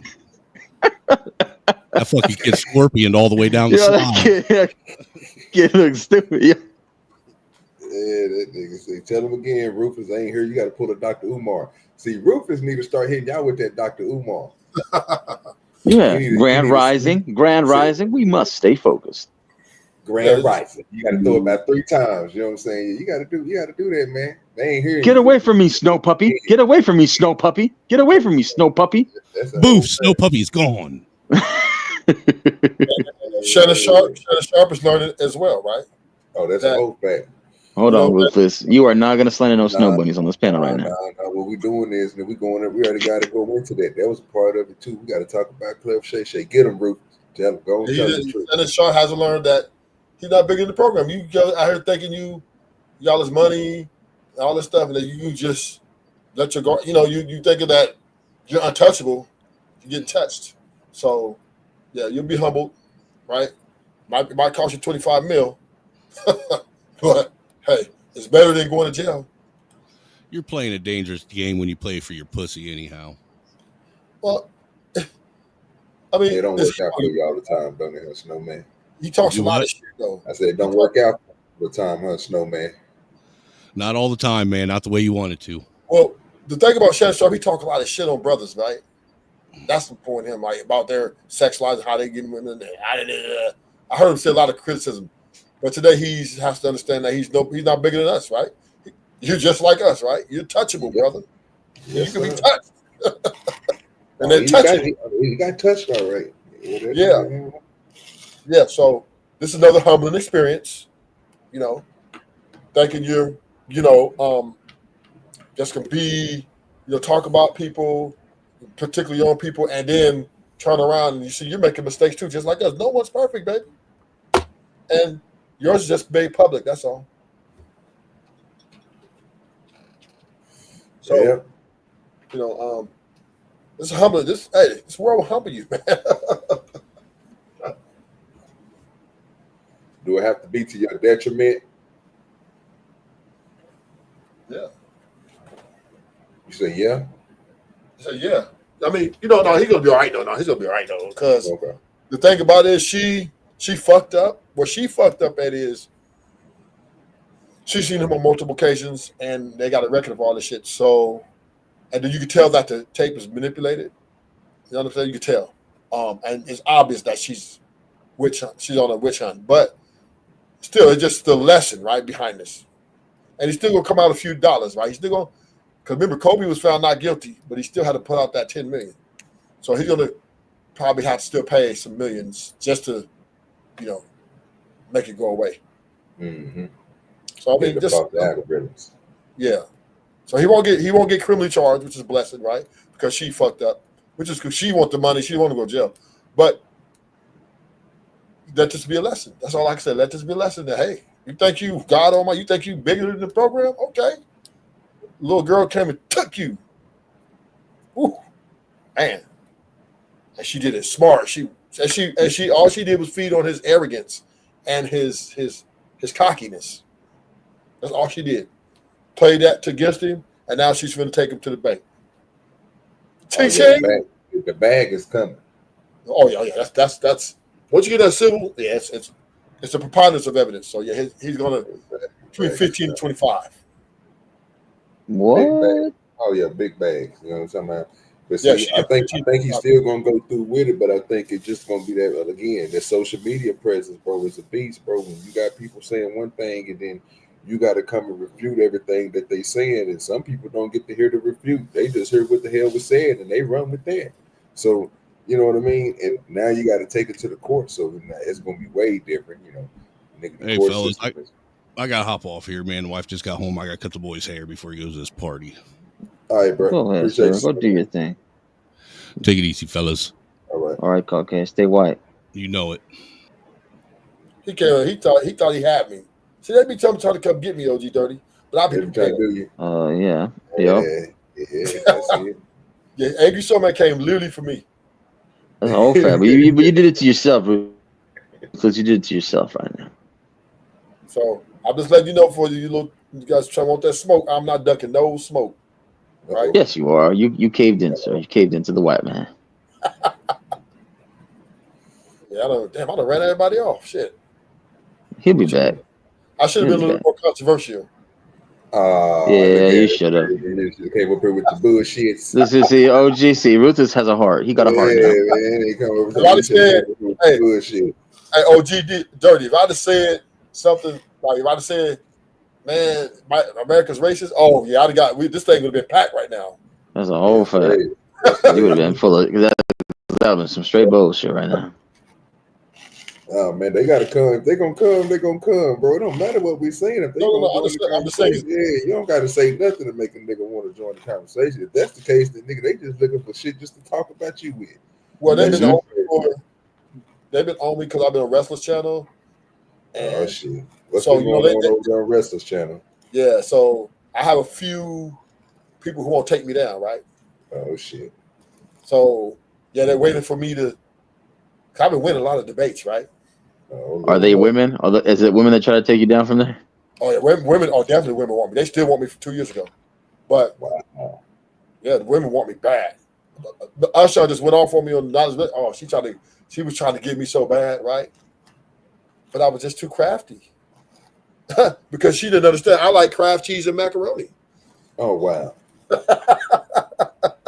this nigga is crazy. So she couldn't get me. Then she got jealous because everybody was so more interested in my life than hers. And she kept trying to, whatever, right? But the thing about it is, right, these debate skills, I've been pretty good at them. So I'm not ducking no smoke. And yeah, I just come up here to let the blacks know that we're not bigger than the program. Ain't nothing wrong with that shit. Hey, that's what was part of the conversation. Then when Lord ADS was up here saying, I ain't had no problem with him saying it. Didn't have you problem when you said it, but Tom said it. Hey, y'all right on that. I'm just saying the program can be fucked up too. Because it don't make sense. You know what I'm saying? It don't make sense, bro, for motherfuckers to just be saying crazy shit about somebody, but can't basically, you know what I'm saying, prove that fact by, you know what I'm saying, showing me on tape. Now, what I see on tape might not be the same thing, but one thing we can acknowledge is it is on tape. So you can explain to me what you see on tape. And we might have a difference of opinion if we look at football differently or whatever it is. But most logically, you can change somebody's idea on what they see, and if you can explain to them what you're talking about. And like I said, there's something Spoon do good. You know what I'm saying? Like he can come up here and we can have a conversation. And he can let me know what he talking about and show me exactly what he's talking about. And I can okay, you're right. You know what I'm saying? So most people can't do that.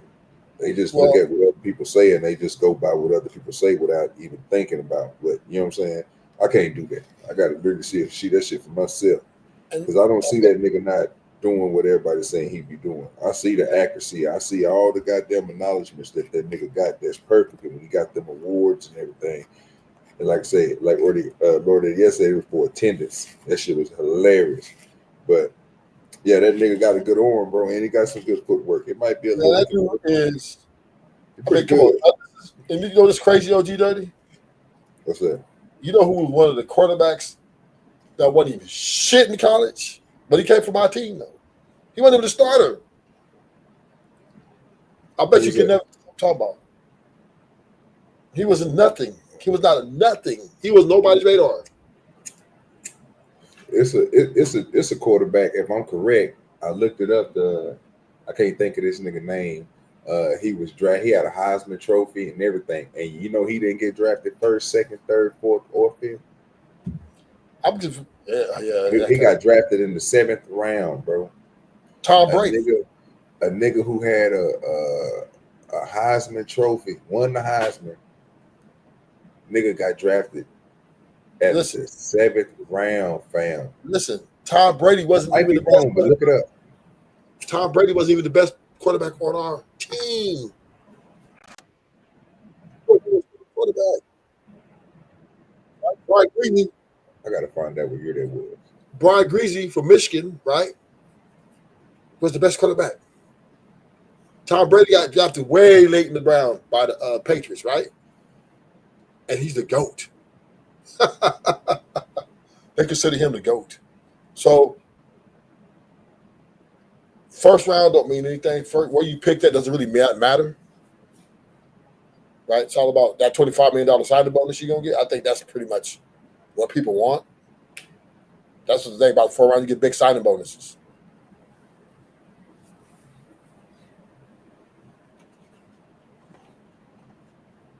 Appreciate your mama for the chat engagement. Salute to everybody that's in the chat. Let's keep that thing moving, man. Don't let it go steal or something, man. Put some emojis in there or something. You know what I'm saying? If you ain't got nothing to say, you don't want to hear what we saying on the conversation. God damn it, speaking emoji. You know what I'm saying? Put some emojis in there. Keep the chat moving. What did Tom Brady run? 5'8"? You say what? Right? Arm strength was average. Yeah, average. They said his height is 6'1". That was the only thing that was unique, right? Everything about him was average coming out of college. Yeah, he was my quarterback in Michigan, and I'm like, accurate. He was accurate though. You know what I mean? I give him that, but no athleticism. Not a great big arm, and he's the GOAT. So, you know, Brock Purdy, what, Mr. Irrelevant? Come on, man. So, main thing is not to panic, man. Just when they pick you, get into some tutelage, and when it's time for you to call upon, be ready to perform. Hey, so on that Shannon Sharp thing, bro, why you think Shannon was choosing the OnlyFans models that look they had the lower bottom halves? Because men at the finish line don't want to add a woman like educated, or you know what I'm saying? Like, they just really want to deal with women for a transactional purpose, right? And if they can find one who role play with and all that stuff, do all the things that they like it like that, right? They don't want no strings attached, right? As far as getting married, none of that. And I think that's where she was trying to do. She was trying to manipulate him to marry her and shit, right? Have kids with her and stuff. But he was always business, and so she had a plan B. So yeah, this is what he does though. He said his life. He pays, right? He's no shame in that. He's been paying. He's going to continue to pay because he doesn't really believe in marriage, right? He doesn't believe in, shacking up with a woman at his point of his career. So the OnlyFans model will be the desirable woman he would want because he can have all the sexual stuff without the attachment of marriage certificate and all of those shit.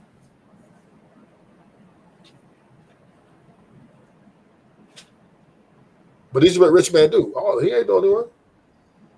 That's the same thing I was thinking. That's what he gonna do. Yeah, this is what they do. They don't have time to sit down and let's go on date. Get to you know what I'm saying? They doing all that shit. Yeah, they bring chicks on yachts, planes, private planes, all that shit.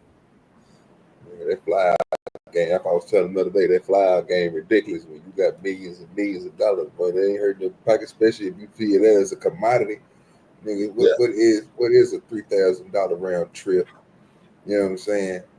And you really ain't even gonna pay that. You really gonna pay like a, you know what I'm saying, $1,300 or something for the round trip. But at the same time, you gonna have another little 2 stacks sitting right there just to splurge out, throw a little something in your pocket, make you think you something. He doing that every other week. Yeah. See, like I said, when the poor people talk about tricking, it's because they don't have it. You know what I'm saying? But when you go to those levels, millionaires, the 15%, nobody talks about shit like that. That's normal. That's a normal way of life, right? They pay for the women they want, so they don't have to have any, obligation to them or attachment to them other than transactional. And this is the value of money. The value of money is only valuable as you can spend it. So you got that much money, right, just sitting in your bank account. What the fuck is it there for, right? To get the things you want. So a woman is just like cars for millionaires. That's just where it is.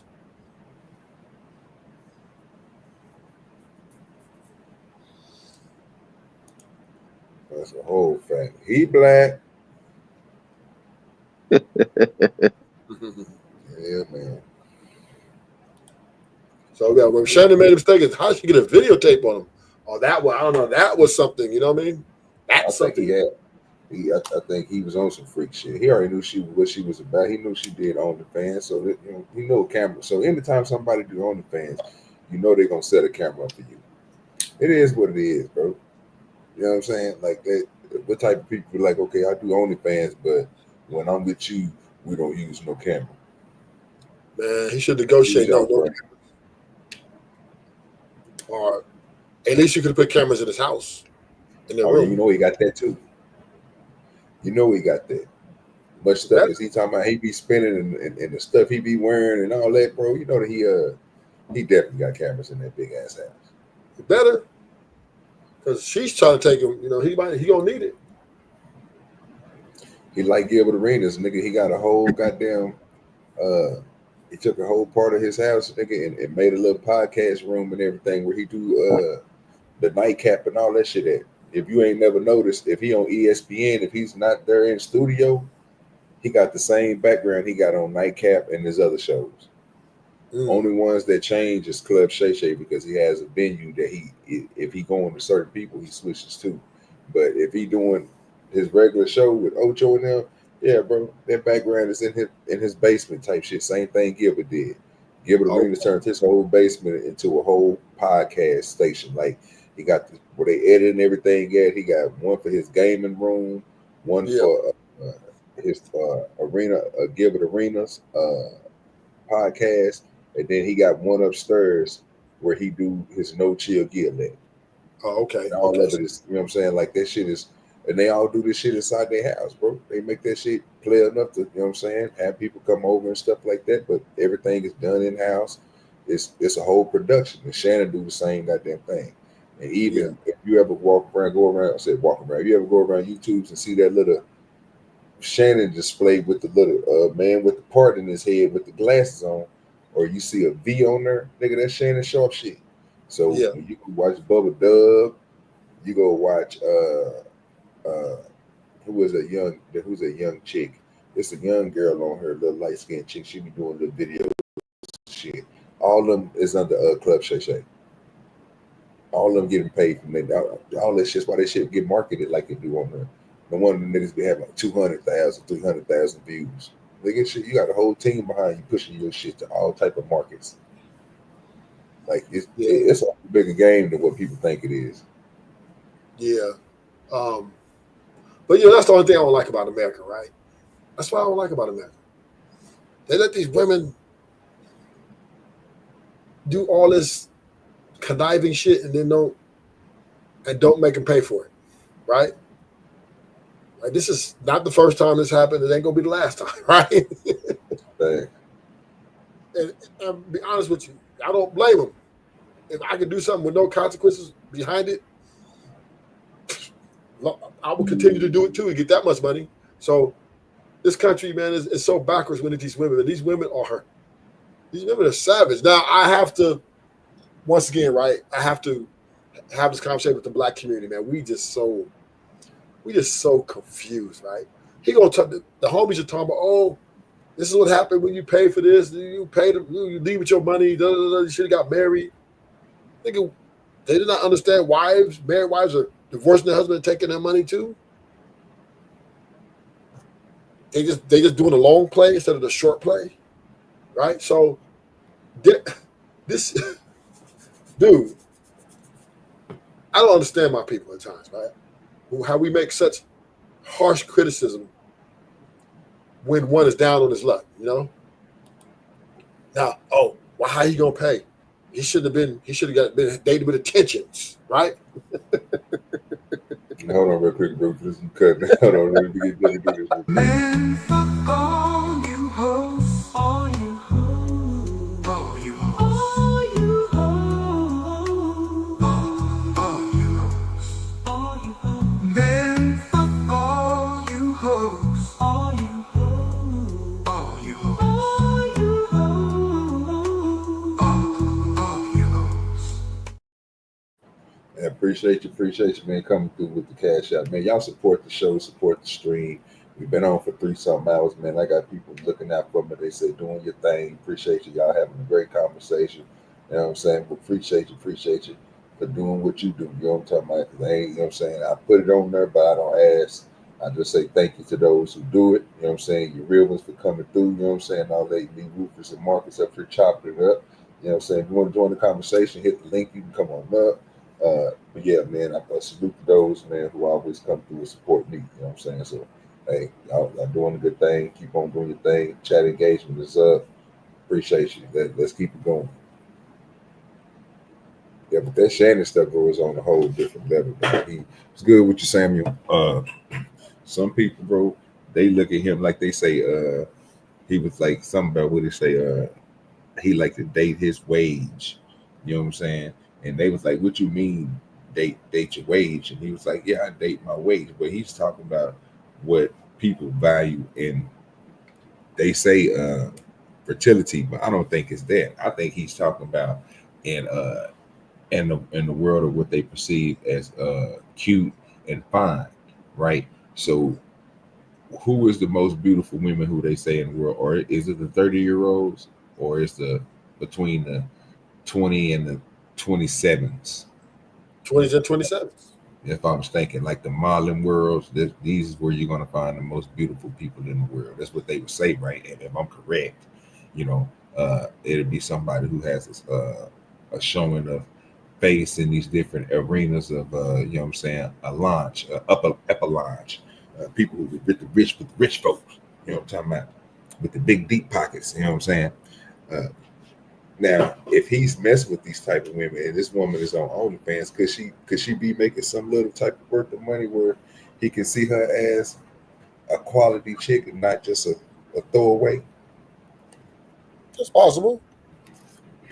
I mean, it's possible. You know what I mean? Anybody can be subject to liking somebody and they didn't really intend to like more than they should, right? And then they let the guards down, and then they get, you know. But yeah, you know, I mean, this shit. The same thing happened to Kobe Bryant, man. Right? And yeah, this goes on. That's a whole fact. So yeah, these women. I think the law should come down on the women for these type of, when proven to be conniving and manipulative. They need to pay something. They need to be punished. It's time to hold them accountable.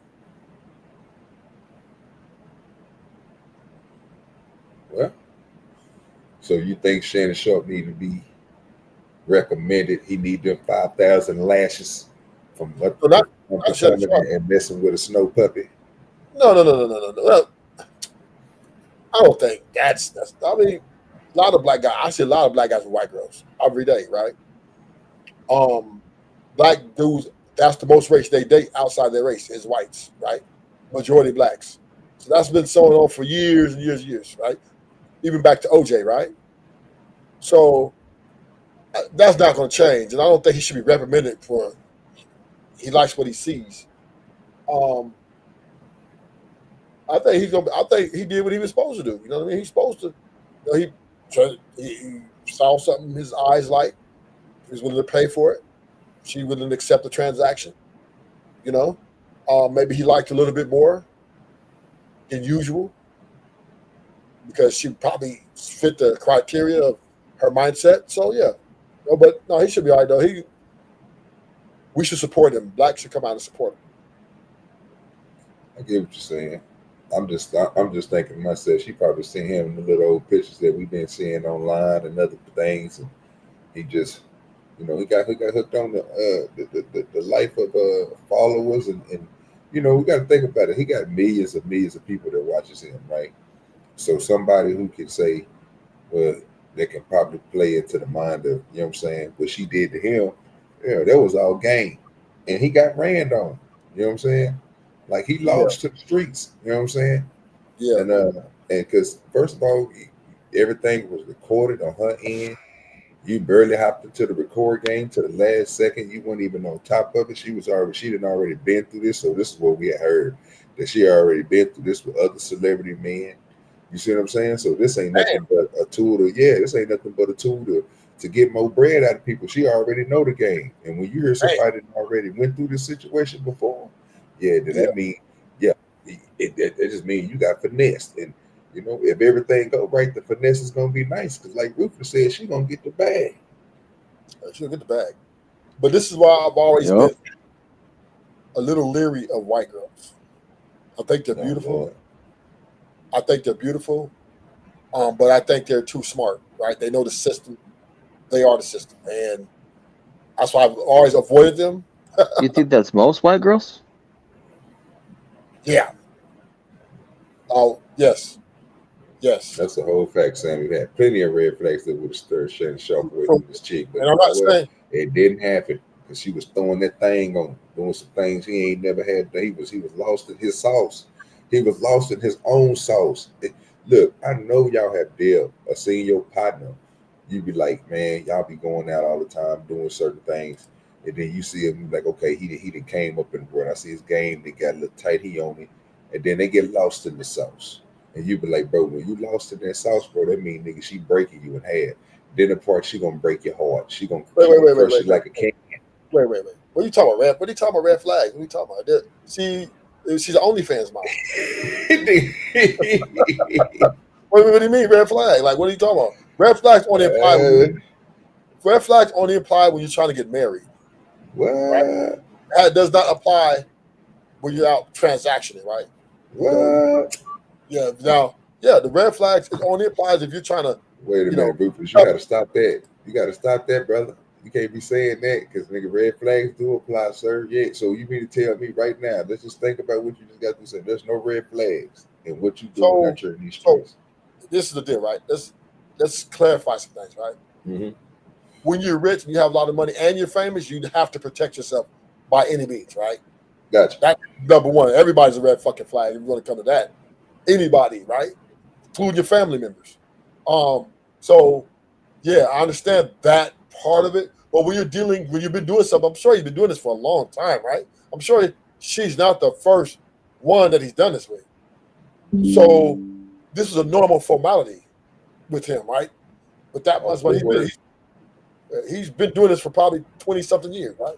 Since he got 15-something years since he's been out the NFL. So what flags we look? He chick finds a chick he wants.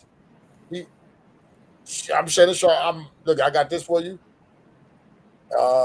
This is what I require for this transaction. Are you down with it? And she says yay or nay, right? So what he's talking about, red flags. She's an OnlyFans model, and this is what he does all the time. This is what they do. Now, he just happened to come up on one that was a little bit, more savage than the rest, but they all do the same thing, man. If this can happen to Kobe, this can happen to anybody, man.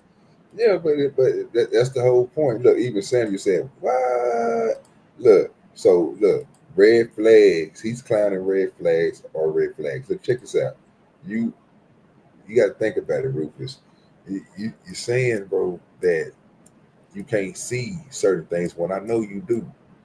You know what I mean? Like you can tell, bro. It's a conduct that and let me put it like this. I don't want to go all the way to I'm gonna say OnlyFans. You know what I'm saying? We're gonna, you got to call it them street hustlers, them street rats. They know what they doing, right? Thunder rats and street rats. You know what I'm saying? They know exactly what they doing, bro. When it come to getting you to come out that pocket, right? And no matter how you look at it, those women are going to have red flags. Like they're not going to be they're not going to be the white flag type of flying chicks because they're not going to be holy. Okay, like at all. Their mindset is totally way different. So you're gonna have to understand that off back, and that's what you're saying, but you're not saying it because you're gonna see that shit, bro. And it's gonna be certain ones that you want to talk to, only certain ones, Rufus. Some of them you're gonna it's gonna be like, this ain't it. I'm agreeing with you on the premise of, right, normal everyday person, right, the hood, whatever. But now we talking about these people with these elite, economical type people. They do. This is what they do, right? What do they search? What do you mean red flag? What do they look for? Because all they look for is hoes, right? Or look for any woman can try something, right? Doesn't matter how. What is he supposed to look for when he's looking for a transaction? Like he's supposed to be looking. So what if she underarm that transaction? Rufus, think about that. That in my eyes to you, I think that would disqualify her in your eyes. So let me say, this chick right here, OnlyFans chick, you posted, you got her doing what you want her to do because you paying her the bread. Now you pay her the bread, and so happily the system that's going on that day messed up, like Chime is messing up, or CashApp is messing up, right? And you send some shit over to it, right? Bam. And you know what I'm saying? It ain't come through, but she flipped the fuck out and all that. See that right there? That's a tell of nigga a red flag, right? Certain things you're gonna see, the way that she moves, the way that she do things, the way that she budgets herself. You're gonna be noticing all this before all this even go down. So you even know, you know what, this is gonna be something I can, put on the rotation, have, you know what I'm saying, little something, you know what I'm saying, because you rich, like you said, this ain't nothing to you. All this is gonna matter to that type of person. Is this person gonna mess? Is she gonna be too overbearing to where it mess with conflict of scheduling? You know what I'm saying? Like all this type of stuff. He took that in consideration and did what? Fell for the trap. Well, once again, right? I can't say he fell for the trap. I just think because he's probably done it so many times and nothing's ever come of it, right? It's just like you catch 300 passes and you drop one, right? When that drop comes, you just like, damn, I did everything I normally do, and then I still dropped it, right? So that's not, and when you're dealing with a man with that much money and fame, the woman's not finna act crazy. She's not finna do no real crazy, because she knows that he'll cut her off, right? He's done this because he doesn't need her. He doesn't need her, so he's not. You know what I mean? I'm sure he has other women that's on his Rolodex. He would just desired her and was like, you know what? What's up? What's good? So I'm not gonna say when you're dealing with OnlyFans models, strippers, or you're dealing with women who are selling services, right? Right. The only thing everybody has to protect themselves, which is when you got that much money and fame, you got to put cameras up. You got to make sure, that that she, because she knows she's coming after your money more likely if she sees the opportunity, right? That's every woman he's gonna deal with when you're dealing in that type of lifestyle. Everybody's a flag, period. Just a flag. Because you know that, okay, yeah, this is how I want it. I like this, but let me protect myself. So when we're speaking of red flag, we're talking about dating and marriage, right? Oh, she got an attitude problem, right? Because you're looking to be with somebody for the rest of your life. But when you're just paying for something, all you do is automatically protect your interests, which is your capital. And I think that's where he failed at, right? I think that's where he made a mistake on his part. Like, first of all, allowing her to make a tape. That's number one. That should have been a no. But once again, I'm not gonna crush him for it because he probably done this multiple times. You know what I mean? So it's hard to say, well, what should I be looking for when I'm doing this every day of the year, right? I'm doing this 4 or 5 times a week every year, right? Different women. How can you say, oh, well, this woman, she just like them, but what made me not want to give her my money? What's the red flag I should be looking for, right? Because right? What are you gonna look for? Oh, does she not take the money? You know, she's charging her prices. You're gonna pay, and y'all gonna play. Like I said, I couldn't tell you, but either way it go, he fucked up by, you know what I'm saying, continuing to do that. And that's like I say, the first 2 times, the first 3 times, this is, you know what I'm saying, at least a 2-year type of thing going on. So like I say, for me, it'll be a little different. I see where you coming from with it, but that's if, you know what I'm saying. But again, if it's true to be 2 years and knowing this, how many times they linked up, how many times, you know what I'm saying? You got to think about, bro, you should seen all this shit coming. Again, I understand what you're saying, but at this point, Rufus, you didn't let this shit go on for shit.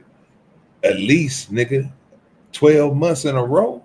Oh yeah, brother, you should already know it back, bro. At least after the first 3. OG, what should he know?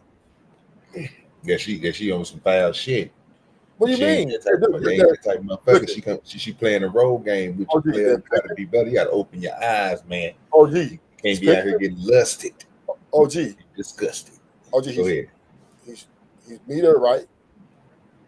They have the conversation. They come up with a deal. She said $25,000 a piece for these butt cheeks, right? He paid for it. Hit it. Yeah. So she's doing. So they're doing this for 2 years. The same thing. Nothing's changed. Right. So what do you mean? What's coming? He picks her up or she flies her out. Whatever he does, they pull up. They do what they do. Right. And obviously she does it the way he likes it. He does it the way she likes it. So what should he be looking for? I got you. But one thing, because what I say, last statement, all it takes, any woman can make an accusation. All it takes one time. Right. I get you on that. You right on that. But what I'm saying is you make an assumption that for them 2 years that will be happening. So I'm gonna go with your premise. If for them 2 years that was happening, everything was fine and dandy, no problem happened between them two, then yeah, if we want to go with that, then it'll change the whole thing. But I guarantee you that ain't what happened. But if you do want to go with that premise, then yeah, what end up happening is he would be lost in the sauce. You know what I'm saying? And that nigga would be making questionable decisions, right? And the questionable decisions can keep him locked up for life for doing something he didn't know because he didn't have no pertaining to what idea she was doing. But the crazy part about this is the way that they speaking on the phone, the way that they doing stuff.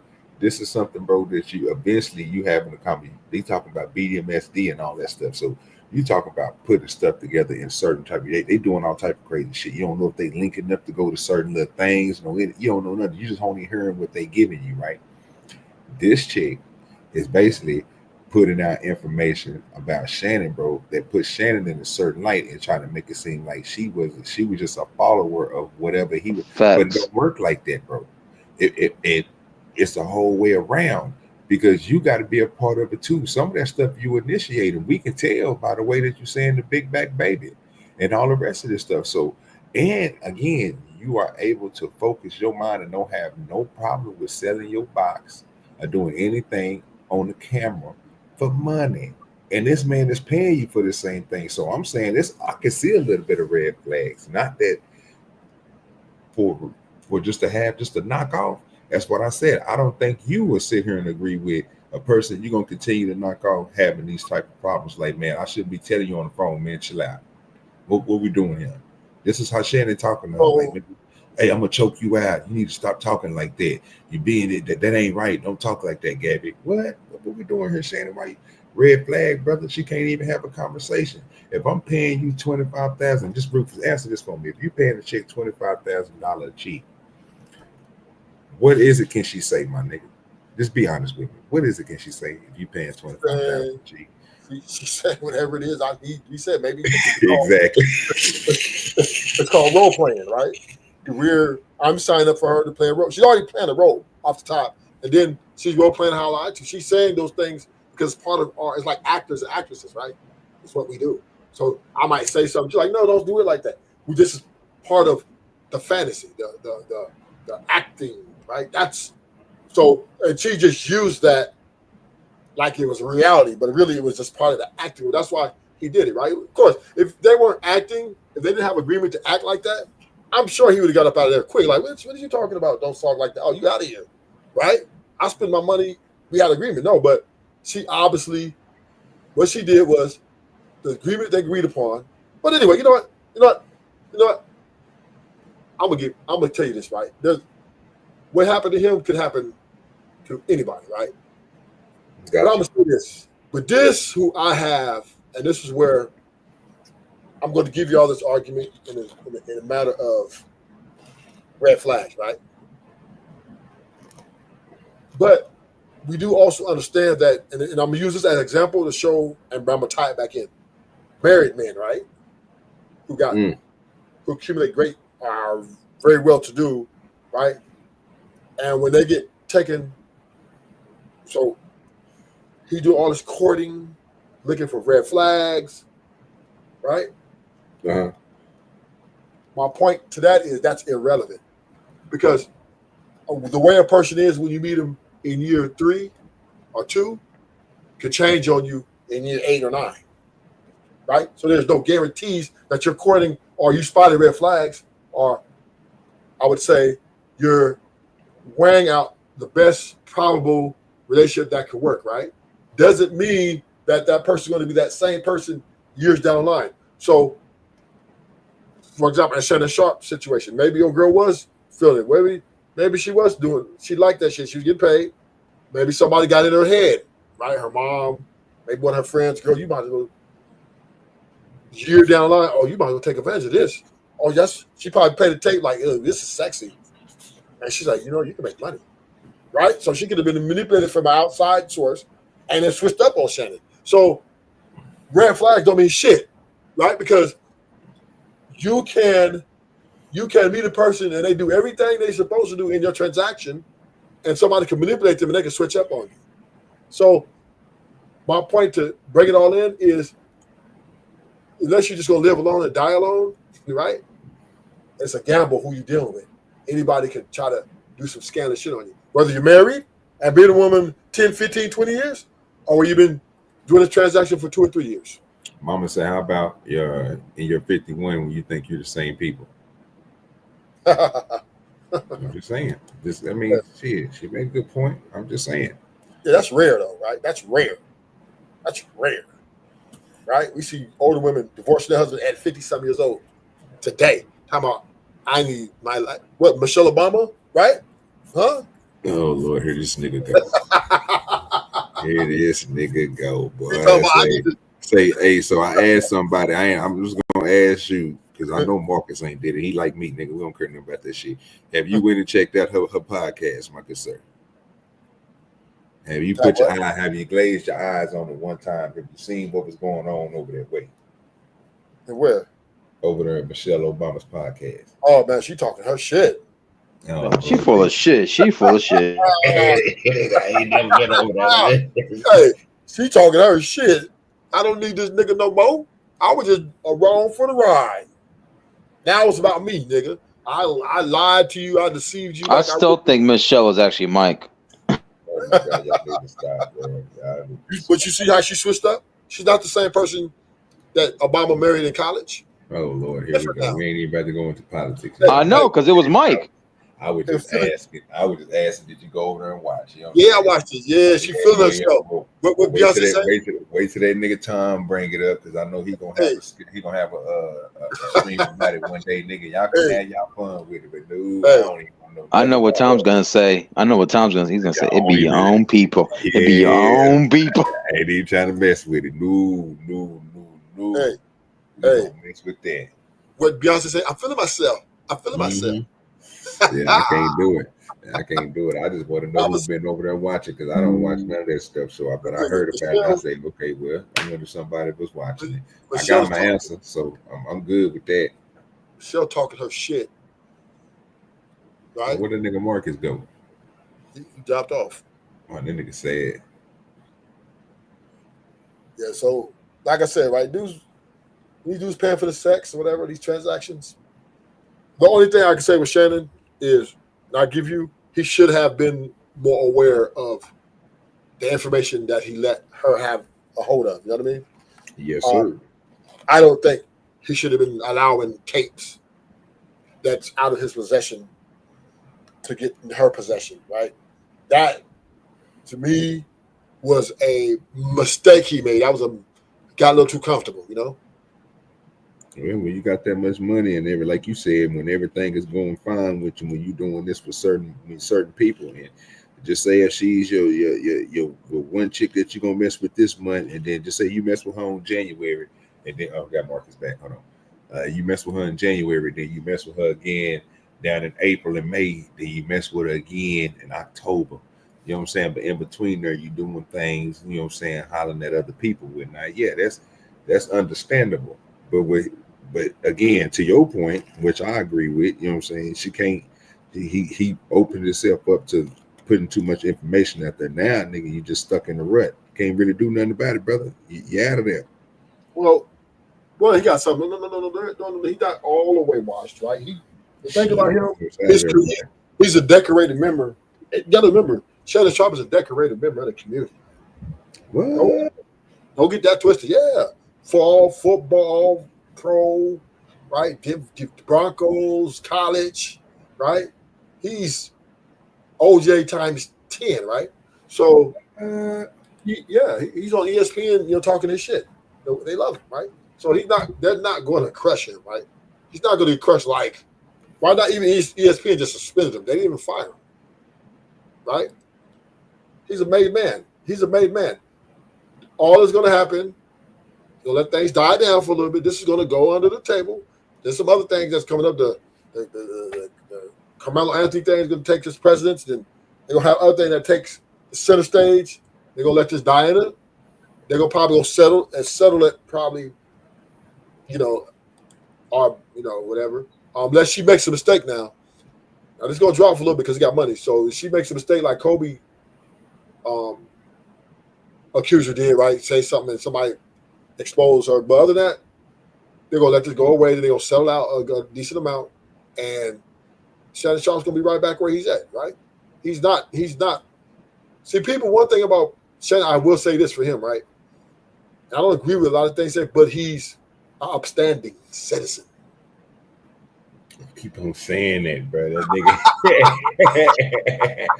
they keep on throwing that out there, boy. That nigga put that in the universe, boy. That nigga Shannon don't do nothing. He's an outstanding, fine citizen. He don't do nothing wrong. He has none of this, no history of this. Nobody, this has never came on here before. Well, until we read that case last night that he's been dealing with some woman named Michelle Evans for 15 years with the same allegations. So you hear a lot of different stuff that's coming across the interweb now, but that's the reason why I made this show, because I want to know what you think about the internet presence on it. Is it good or bad? Is this a good internet press for him? Is it bad internet press for him? Is social media just good for him at all? Because right now it seems like it's been great for him so far. What's good with you, B-Baller? Sugar Bum. But it seemed like, I don't know, but social media look like, is it good or bad, Rufus? Social media is a curse and a blessing. It's a curse and a blessing. What did it say earlier, OG? What did it say earlier? Yeah, it's a curse and a blessing. Goddamn, you stealing? Are you stealing what Mark is saying? That's a whole fact. You know what I mean? It's a blessing because people are able to make income, put out their opinions about things, and have people, follow them and agree and support them. That's the blessing. But the curse is, it makes you a target. There's always somebody going to want to cancel you, right? And this goes back to a blessing and curse of being famous. You know what I mean? That goes right along with that. So I'm happy to have this social media because I'm able to talk to you. You know what I'm saying? The people that I wouldn't be able to engage with on the street level. Mm-hmm. So that's the blessing. I met so many dudes on the space, but the curse is, right? Is we a lot of people try to take advantage and then they just don't appreciate the value of this for us being able to socialize by threatening each other, right? And it could just be a bad experience for you. People like Fresh and Fit, you know what I'm saying? They was making all that money and all of a sudden the allegation, bam, done, right? So yeah, that's it, right? So it's and I would say particularly for women, this is really bad, right? More so, but that's another conversation. I don't want to gaslight Sugar Bum. Yeah, because you over talking about women, and she say, hey, look at Sugar Bum in the chat. That's what I'm saying. Y'all better get it together. Yeah, I ain't that conversation. Just come on up here, Sugar Bum. Had a conversation. Yeah, Sugar Bum is not coming up here. Sugar Bum, she likes where she's at. Yeah, she's a chat warrior. I know what she is. And she's undefeated down there. So I'm gonna mess with her. I let her do her thing. But social women is really bad for women, worse for women because of their egos, and they've learned to. It's really messing up the family and shit like that. But that's another conversation. But I'm gonna say, like you said, it's good and bad. It's curse and bless. It's good because you make money, stream income. It's a black curse because you're judged. Now you're judged by the public, and you're judged by public opinion. Yeah, but the public opinion can be swayed by what is put on the internet. So you think they all put all facts out about the situations that go on here? Could you say they put out all the facts about Shannon Sharp and his situation? Could you say they put out all the facts about Shedeur Sanders, sir? That's what I'm saying. That was the whole point of the show, trying to figure out, like, is these facts that's coming out on social media, are they good or bad? Because in one way, they could be good if they're saying a positive thing about you. But what if they're saying a negative thing about you? But now if it's talking a negative thing about you, what's the first thing they're going to do? They're going to have to verify and collaborate with whoever's saying this. And then you notice everybody goes to whatever the worst is. So they don't care that this person said it good. Well, this person ain't nobody, and they in certain views. But when it comes to this other person, okay, we're gonna put this in. We're gonna regard this a little bit different. This is what we're gonna go by. So I mean, you can't really say it's no difference. But same thing with this shit with Shannon. They putting so much shit out on each other, bro. You got to dissect this from a lens far away. Because trying to look up on it and put it on the board and try to match everything together, you're still gonna be missing a lot of pieces. And those pieces they are withholding, so the case can keep on going at the rate it's going at. I think it's to get a little views and shit too, but at the same time, it's gonna boost them. Yeah, but so this is once again, it's a blessing and a curse, man. It killed Shedeur for literally. Social media killed his draft. You know what I mean? They thought he was all the listening to all the critics, and they thought he was arrogant. They some said he was great, some said he's average, right? So people, the thing about being famous on this YouTube space, like you said, DoDirty, your famous can be. Most people are haters, right? Most people who come to view you, to hear what you're saying, all that stuff, because of your fame, they hate you because they're jealous. They want to be in your position. So any little thing that they can see to take your ass down, to make you look like a clown, they're gonna get you. So that's the curse, right? You got people like to take. It's just like the hood, OGDoDirty. You know what it is. When you broke ain't got much, niggas love you. Niggas love that's not nigga. Oh, he ain't got. But as soon as you pull up in that Benz, you step out with some gators or something. Now it seems like you passing everybody up. Niggas they don't speak to you no more. Niggas is blocking you on the phone. It's the same thing here, right? People hate you because they believe they deserve that same shine as you. And or people judge you more critically because they think that all this attention you're getting is not worthy. So this is the curse, right? You got people going to try to take you down. So it's just that's why y'all make if you blow up, you make your money, and get the fuck out. Boy, say, well, that's what the trajectory he on right now. He only got greatness, or he can go and grab the bread and get up out of there. I mean, that's about the only two options he got. And they don't even like his dad, right? They're holding their grudge against his dad on him, right?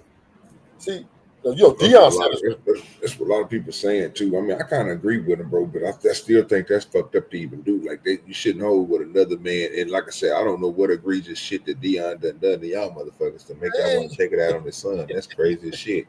Did the nigga beat y'all up? Did he have kids with your wife or something? Like, what did he do? Nigga, y'all don't like that so much. Deion was arrogant. He started to grant the ropes, throw ropes, right? And America didn't like that, but he was so good, so great at his position, right? That they kind of turned a blind eye to it, and they sent a message to his son: "We don't like that. We don't like the way your dad." Yeah, but even his dad is old as shit right now. And now, if you look at every single one of the young kids that's coming through the draft, I mean, I'm not the only person that watched the draft. If you watch that draft, tell me what kid up there was modest. But they was flossing. Nigga, they was out there with $60,000. Yeah, nigga. I mean, nigga, like nigga, $60,000 to $200,000 worth of jewelry on their body. They had red bottom Louis Vuittons on and shit, nigga, with custom made suits. Nigga, what we doing here? They shining. You ain't even drafted yet. You ain't even drafted yet. Then your daddy and your mama got on some type of everybody, the whole family out there looking like they made of money. What we doing here, people? Like, man. I guess, OG, that's a difference in cultural projection, right? That white people, black people would never be able to really get along on. Because how they do things, they think it's the correct way. White people, they think that, wearing a suit tie, being conservative, reserved, even though they'll pull up on you the Rolls Royce, which is hypocritical. They think, be reserved, be humble, We're black people, we're more flamboyant. It's our culture, right? This is what we do, right? It's who we are. And it just doesn't line up well with the American traditional, when you get there, be humble, reserved, conservative mindset. So, and I think it's hypocritical. Because I be seeing these white boys pull up in these Lamborghinis, these Rolls Royces like it ain't shit, right? Like, what the fuck is me humble? Y'all far from humble. Hey, it's a different world out there. What's good with you, Smitty? It's a different world out there, man, when you're looking at it from a different lens. Because like I said, if y'all watch Lou Young, I could show you a little clip. I don't want to get copyrighted or nothing like that. They've been on a mission here lately to get a little bit of everybody, but I rock with the Lou Young. They see me over all the time supporting and all that good stuff. So, man, salute out to my boy Lou Young over there at the draft. I'm talking about coming through with the diamonds around there, did cut different colors and shit with the pair. They coming through. So these some of them young bucks that was out there, you know what I'm saying? Shit. God damn it, wrong thing. All right. So some of them young bucks and how they was dressed, you know what I'm saying? As one of the young bucks out there, you know what I'm saying, shining, you know what I'm saying, nice little rollie on or whatever you want to call it. Make sure it's a rollie, not a foley. Yeah. But boy shining out there though. You know what I'm talking about? I'm talking about looking nice. We ain't gonna go too far into it because you know how they get you.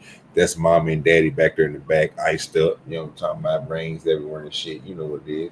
They're going nutting. You know what I'm talking about? Straight up. What we doing here? These boys out here shining hard. They shining hard. Look at that nigga daddy back there in the background. Do you see that nigga daddy back here in the background with this motherfucking McNoose motherfucking chain he got on? What the fuck you call that? Nigga mouth dripped out like OGDoDirty. I just ain't got all the diamonds. You know what I'm saying? Like, come on now. Nigga got a mouth full of golds. You know what I'm saying? White diamonds in the shit. You know what I'm saying? What we doing here? Look at this nigga do young fool. Yeah, what I'm saying, bro. Look at this nigga. Look at that nigga daddy chain. Did you see that nigga daddy chain? Like between like you said, between 60 and 100,000.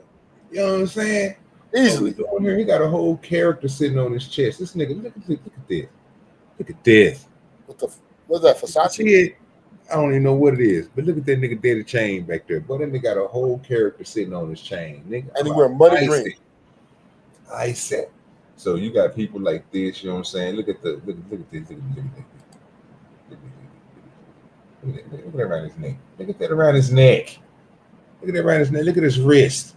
Look at his wrist, people. It looks like flicker of the wrist.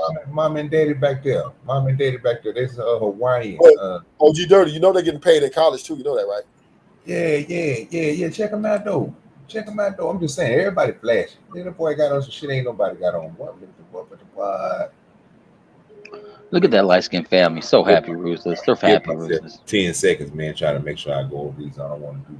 But yeah, that's that right there. I'm like, bro, You see that, Ruthless, right there? It's a light skinned family that's happy, dog. No, that's a white boy. Nigga, my parents is right there, sir. It's mom and daddy right there. Like they literally on the screen. Like come on now, don't do that. Yeah. You see what I'm saying? Like they on there, brother. These boys up here styling. They happy, dog. They happy. Yeah, they styling and profiling. Look at the young buck. Look at the young buck right here. I don't even know what that is. He got a Matrix suit on. Nigga, that's that Matrix background. You know what I'm talking about? Suit he got on. Just look at it. Look at that suit, what? Look at that suit, what? Look at it. The blue ruby on it. Look at that. What?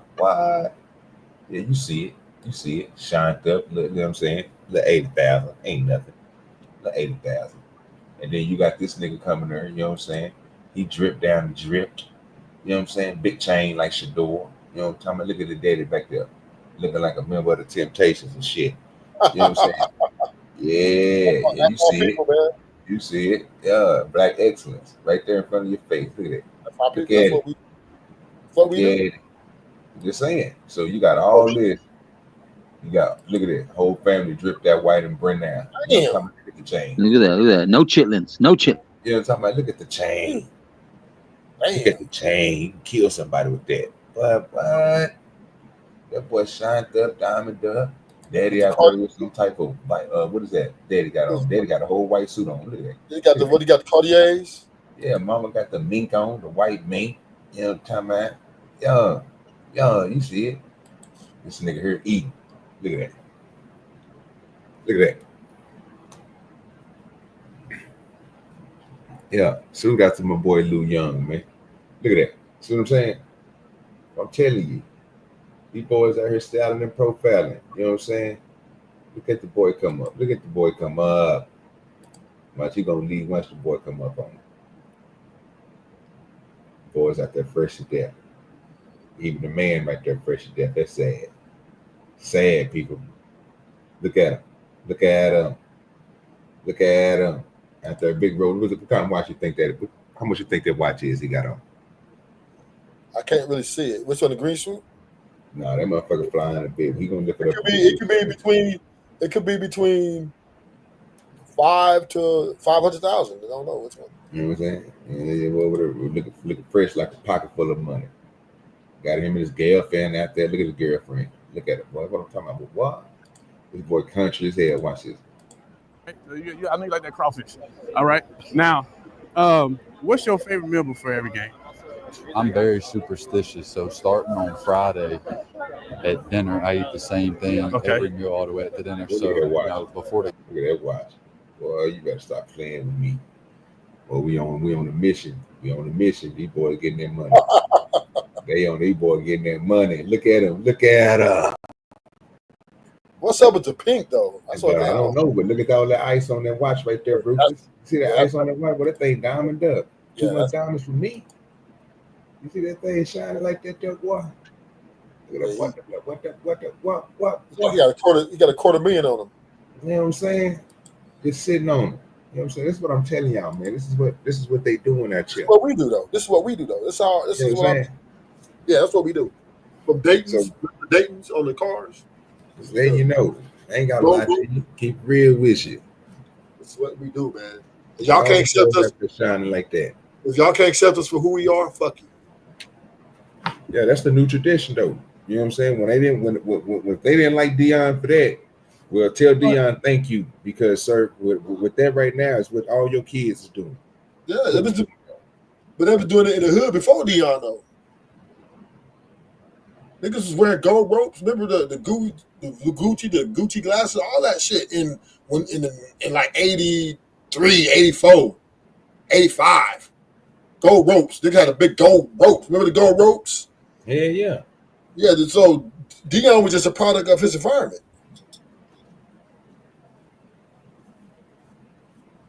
Yeah, that's. I mean, you can't. You can't make everybody be like you.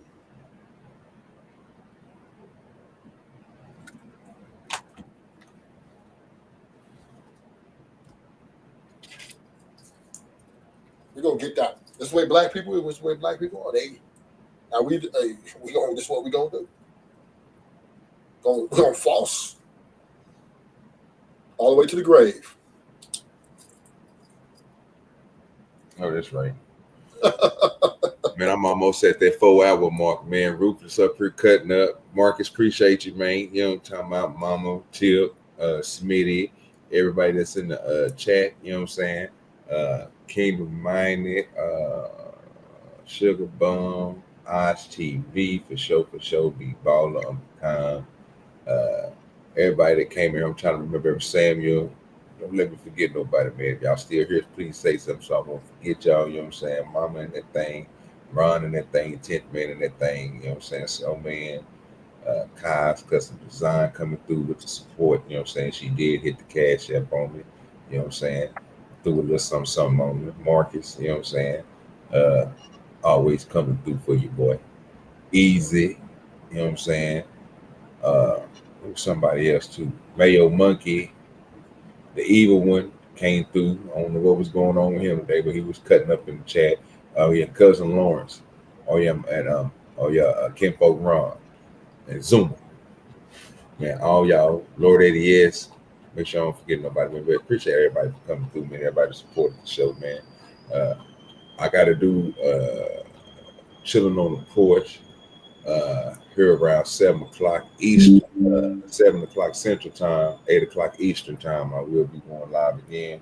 We're gonna go into something that they gave to me to put in the back, so we're gonna try to work that one out. Hopefully everything be good, and we can try to get these damn hours up and everything like that.